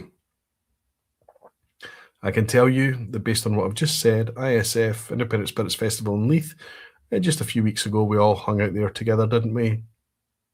In March, Spirit of Speyside, Spirit of Speyside is late April, early May, and then Campbelltown, late May. A is what I was after. Most of you absolutely responded with A. Well done, everyone, as we go into question 4, which is which of these announcements read like an April Fool's, but was actually real? So I'm going to give you 3 options. 2 of them are invented by me. 1 of them is invented by somebody else, but actually was a real thing. A, actually, these are not invented by me. All of these have been invented by the people behind the organizations. 1 of them ended up being real. It was not an April Fool. Which of these announcements read like an April Fool's but was actually real? A, Filey Bay Beach Edition using sand in the production. B, a return of an iconic Japanese age-stated 10-year-old for only £149. Or C, the release of an Australian Weet-Bix single grain breakfast whiskey made from roasted wheat grain. 2 of these were publicised but ended up being April Fools. 1 of those is true. A, Spirit of Yorkshire Filey Bay brought out a beach edition using sand. B, a Japanese whiskey came back with a 10-year-old age statement wanting £149. Or the Australians brought out a Weet-Bix single grain breakfast whiskey.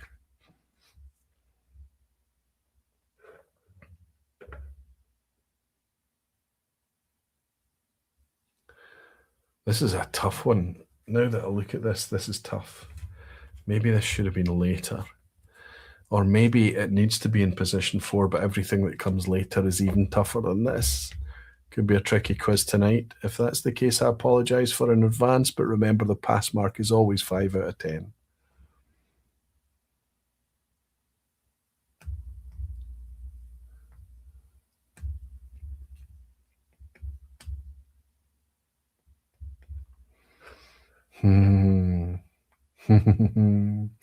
Oh my goodness me.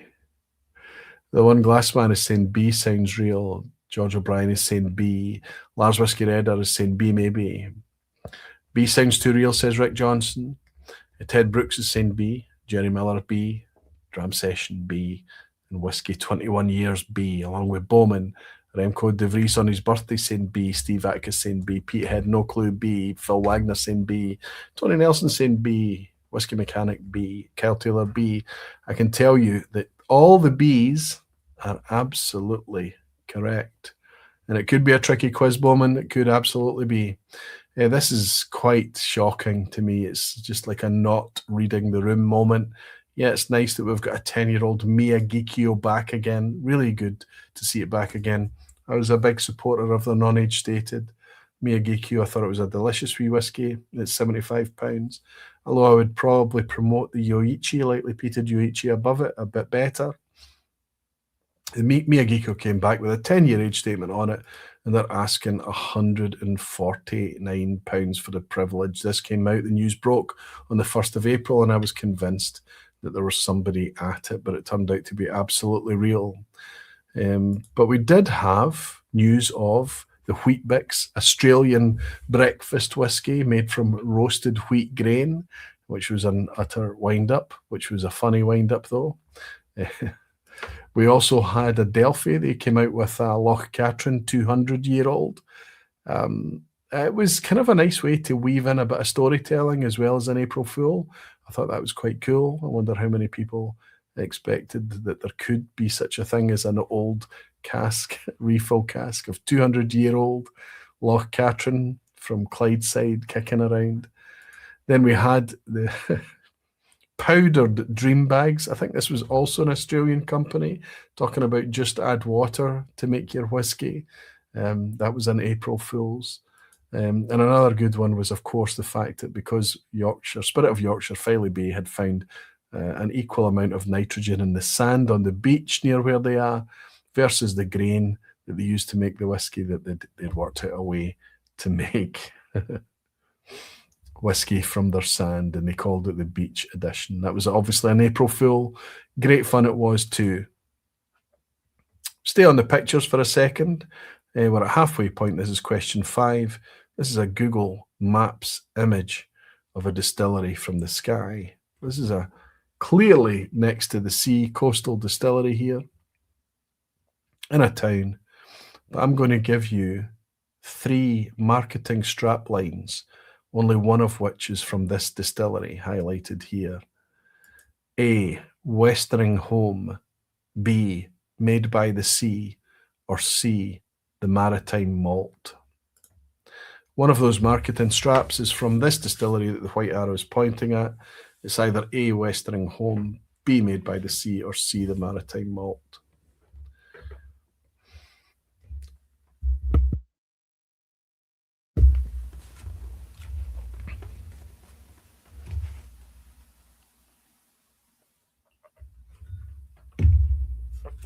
Well, I thought that would be trickier for most of you. It seems to have been quite an easy one for the majority of you.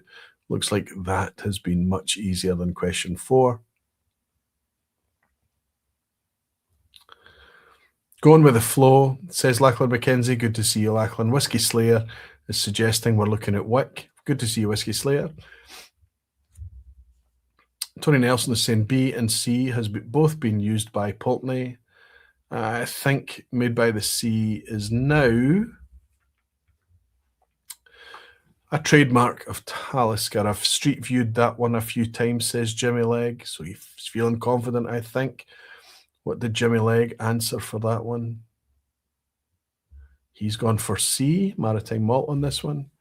Remco De Vries, our birthday boy, as well as Rolfie. Rolfie's in going for C as well. He's also a birthday boy this week. All going for C. You're all absolutely spot on and correct. The Westering Home is Bunnahabhain. Made by the Sea is Talisker. The Maritime Malt is Old Pulteney. Question 6. With the commencement of cask filling at Isla's Lagan Bay in the last few weeks, how many operational Islay malt distilleries do we have today? Operational Islay distilleries. A, we're in double figures now. It's Isla's 10th.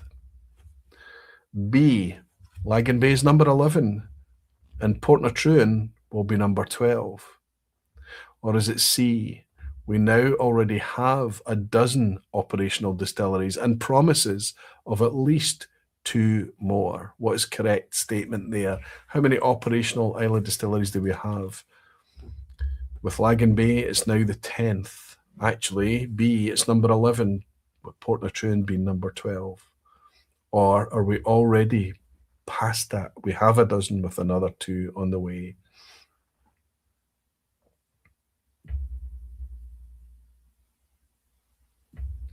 Jimmy Legg is saying, Ryan, Ginger, did you have a whiskey? I ended up having 6, Roy's fault. But we all know Jimmy Legg, it's likely that he poured 6 and he only nosed most of the night. Maybe he had a sip or 2 from each. Ted Brooks is saying Blee. B feels right, says Lachlan. Steve Atkiss. Lars Whiskey Redder is also saying B. Lars, so good to see you, and my friend Lars from Canada. Kyle Taylor is saying, so malt distilleries this time, huh, Kyle? Yes, you remember the last time I mentioned Islay distilleries, that was probably a banana skin or an ass hat going on talking about other non-malt whiskey distilleries on Islay. It's not beyond me, right? But I've specifically said in the question, we're talking about malt distilleries. Well spotted, Kyle. Absolutely correct. Everyone that answered B, the vast majority of you, can't put it past you. It is quite amazing to me. We now have 11 operational, but when Portnatruen is up and running, it'll bring us up to a dozen operational Islay distilleries. Question 7. What happened at Kingsbarns in 2025? Very recently, just last year. What was significant about what was going on at the Lowland Distillery in Fife of Kingsbarns? A. It went silent for 6 months. B. It launched Coal Town, a single malt made with peated malt. Or C. It completed an expansion to the site. It expanded in 2025. What happened at Kingsbarns in 2025? It went silent, it brought out a peated Coal Town, or it completed an expansion. Horrible questions. If I was taking this quiz, I think I would be upset with me. But Remco de Vries is celebrating a 6 out of 6 so far. Fantastic, along with Ted Brooks, Phil Wagner, Sugar Kitty, Fairnight Walker, Lassie Oatsman, Bowman, George O'Brien, Gene Kelly, Big Jimmy Jazz, Brian Cabayas, Jerry Miller. There's loads of 6 out of 6s. Tony Nelson, One Glassman, fantastic. Listen, there's lots of you doing very, very well. So maybe, despite the fact it's challenging, the knowledge of the knowledgeable whiskey folk is robust enough.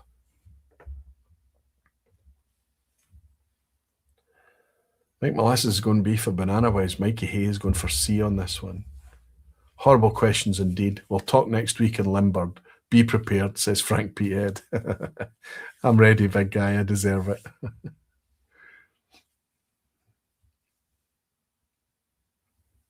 This is a banana skin, and I can see there is some attrition here. Birthday boy Rolfie Ebhead is going for a C on this one, along with Warner, the One Glass Man, Steve Atkis. Superb.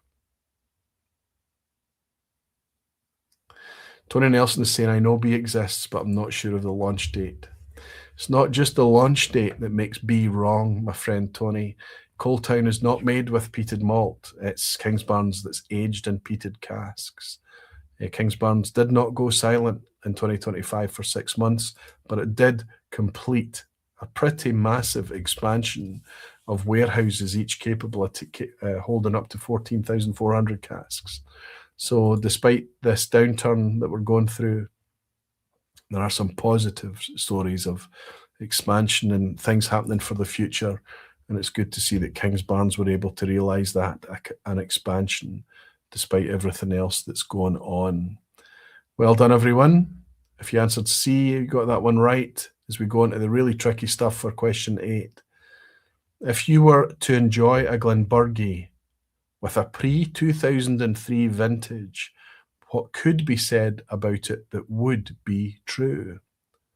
So you're sipping a pre-2003 Glenburgie. One of the following statements could be true. A, it would have been floor malted. B, it would be from a warm tub condenser. Or C, it was made at a previous distillery on the same site, which has now been demolished and completely rebuilt. A little bit like Dalmonic's been built on the site of Imperial. We're speaking about a brand new distillery if the scenario is C. A, pre-2003 Glenburgie is floor malted. B, it's warm tub condensed. Or C, demolished distillery.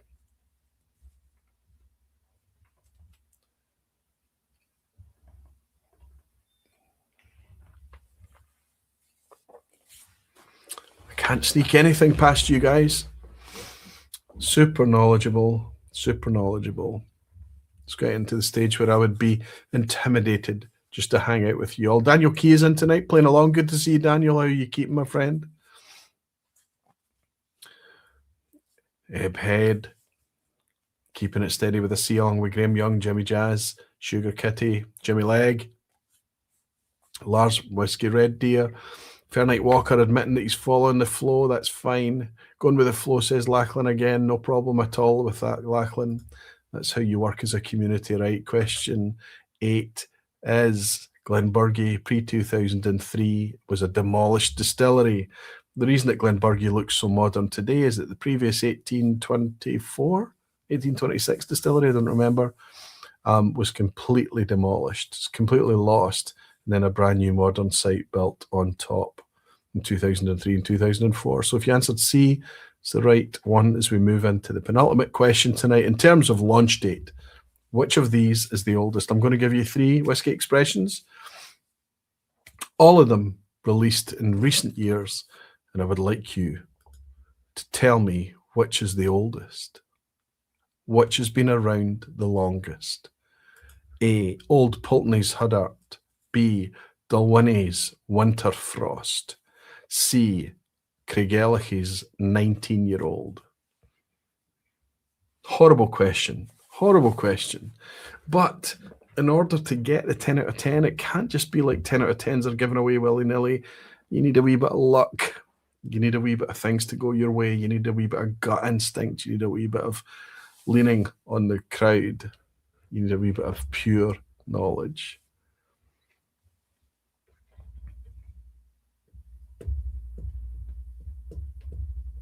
Rick Johnson is saying, you made this quiz when you were under an influence of the flu, didn't you? I don't think I've been out of the influence of the flu for about 2 months now, Rick, unfortunately.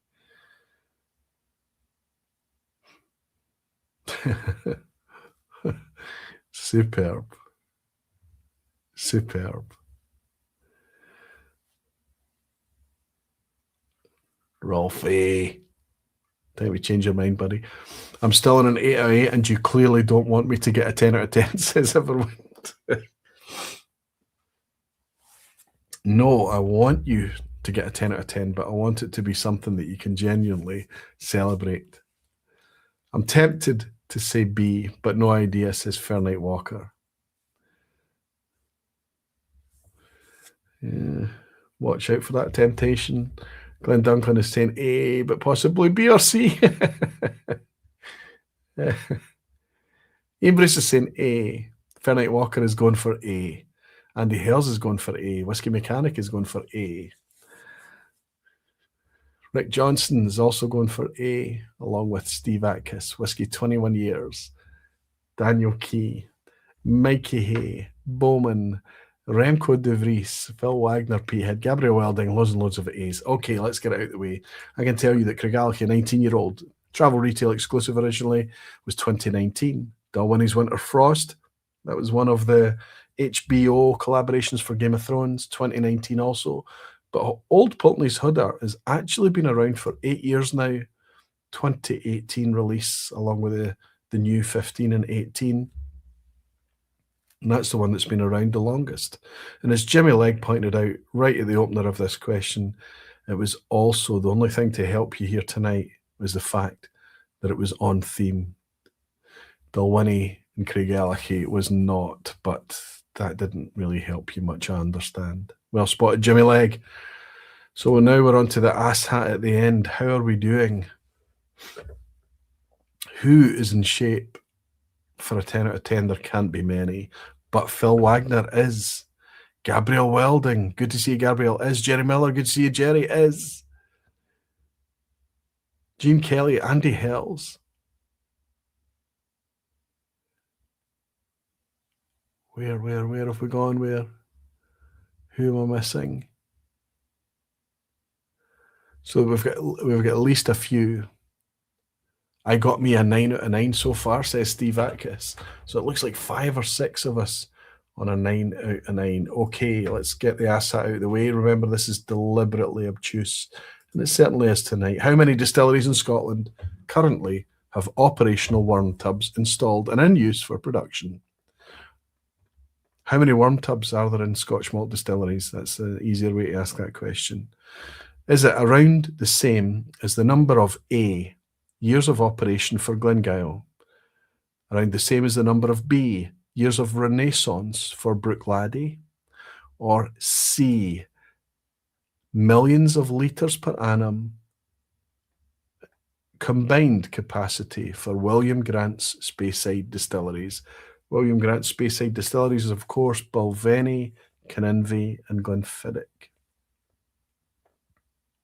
You might notice that this is the exact same as the 3 possible answers from 2 weeks ago for the ass hat at the end, but the question is completely different. How many worm tub distilleries are there in Scotland? The same as the amount of years for Glenglassaugh, years of renaissance for Bruichladdich, or millions of litres of annual capacity for all of Willie Grant's Speyside distilleries.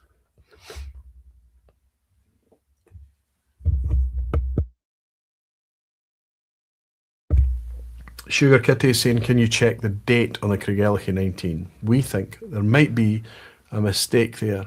Well, you know the rules on the quiz at the end. I tell you the easiest way to do it while I'm live, while you're doing the asshat, is I'll head over to Whiskey Base. But you know the rules are, if I get something wrong in the structure of the question or in the facts of the question, put Craigellachie 19, select distillery bottling only, bottled.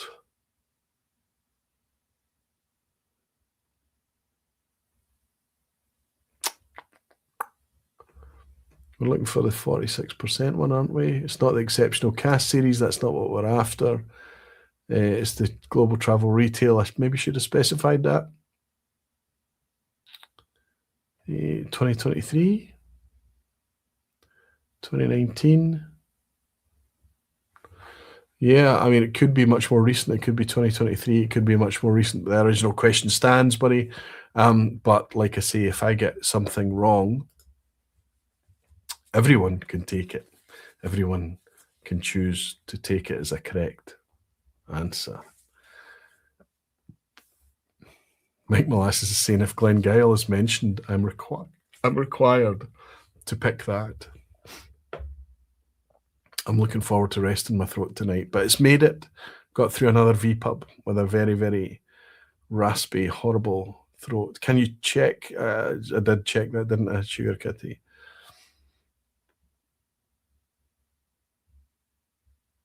Cal Taylor is saying the Craigellachie 19 set travel retail a while ago. You could be absolutely right. A couple of us think it's 2014 instead. Give me a minute. Yeah, there might have been a previous edition or something like that. Higher strength something. A higher strength than the one I've finished a while ago from Phil and Deepa. But like I say, if I've got it wrong, everyone's able to take it, take the point. Years of Glenglassaugh in total are since reopened by J and A. Since reopened. Absolutely, Tony. Thanks for the clarification. Since reopened. Jimmy Legg is keeping you right as well. Okay, here we go. So fun that you're all checking Whiskey Base and things like that as well. Superb. Okay. I'm going to give you the years here, or the numbers here. Glenglassaugh, 22 or 23, regardless, depending on how you count it, but 2004, that came back to life. Years of Renaissance for Bruichladdich, we're talking 26, 1999, 2000 for that. And millions of litres capacity for William Grant's, Caninvie, Balvenie, Glenfiddich, we're speaking about 30 million litres theoretical capacity per year. But last chance to change your mind. This is for the 10 out of 10s. We have 23 if you count Taigh, and 22 if you don't. So the answer is A. Worm Tub Distillery is operational in Scotland right now. If you would like me to read that out to you, it's possible that I can. If you give me a minute, I can open up a wee document that I have, and I can tell you Avinjarrick, Ardnamurchan, Ballandalach, Benrinnes, Brora, Glenkinchie, Craigenmore, Dalwhinnie, Glenelgin, Mortlach, Oban, Royal Lochnagar, Talisker, Cabrach, Craigellachie, Edredure, Balmainach, Knockdhu, Old Pulteney or Pulteney, Speyburn, Rosebank, Springbank, and Taigh. That is your Worm Tub distilleries, which currently, depending on who's operational, who's not. Taigh, yeah, it's installed, not operational yet. Avinjarrick, operational and then not, that type of thing. But it's the question was about around the same as the number of A. So if you answered A, let us know how you got on. So who managed their 10 out of 10 after that asshat this evening? Oh my goodness. Steve Atkiss is celebrating a 10 out of 10. Fantastic. Gene Kelly, it's 10 out of 10. Philip Wagner, my very first 10 out of 10. Well done, Philip. It'd be great if the birthday boys managed to get their 10 out of 10 tonight. Gabriel Welding on a 10, Andy Hells on a 10. Everyone got managed a 10 out of 10. Fantastic. Steve Atkiss a 10. Oh man, he's saying. Fairnight Walker got the ASAP for a 9 out of 10. Still an amazing score, buddy. Congrats to 10, says Bowman. Andy Hells saying 10. Fantastic. Congrats to all the 10, says Gene Kelly. Congrats to the 10 out of 10s. I'm hoping I didn't miss anyone. Did I miss anyone? Jimmy Legg has sent 10 Aquavite gift memberships. Does that mean that Jimmy Legg is celebrating a 10 for Jimmy as well? Jimmy, thank you very much for your generosity, my friend. Peter is saying, and with that, I'm calling it a day and hit the sack. Normal walking day tomorrow. Thanks for organising Aquavite. And to all of you, see you next time. Sláinte mhath. What a fantastic, fantastic session. It's nice to hang out with you all this evening. I'm going to keep my eye on any 10 out of 10s that I feel like I might have missed. I'm worried I missed somebody that managed a 10 out of 10. Maybe I missed someone who's not even mentioning anything in the comments because they're running around the room shouting and screaming and celebrating. That would be nice to imagine. Fab vPub, cheers, Roy, says Andy Hells. Thank you so much. Thank you so much, Andy. Listen, I really did miss you last week. I missed you 2 weeks before that when I was with the Scotch for Dummies. And I was poorly back in March. I missed that too. And I'm still poorly tonight. But I'm glad I'm able to hang out with you and enjoy a vPub session because I really do enjoy it. It's fantastic fun. Next week, I'll be sitting here with you again for another session before we head out to Limburg. Forgive me if next week's Thursday night vPub, we try and keep it less than the 3 hours 21 we've managed to go this evening. My goodness. I'll try and keep it a bit neater next week. Then it's the Limburg Festival, and then we've got a fourth vPub in April, the week after that. Remember, a week tomorrow night, Friday night, the 24th, we've got the English Whisky Awards hosted over on Jeff Whisky channel. So please join in for that. Please support if you can.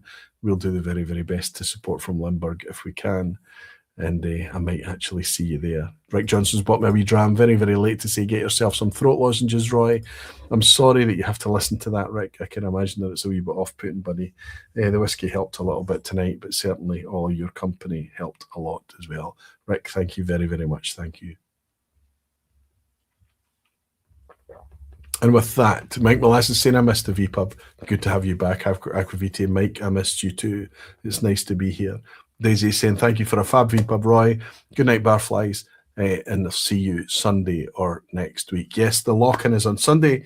So if you're a supporter at aquavite.com, if you're a patron of mine, if you're a member on YouTube through the higher tier, Patroniverse, Aquavite Barfly members, I'll send out the invites and the links over the next day or two. Maybe watch out for your email and things like that on Saturday, either tomorrow, Saturday, or early Sunday.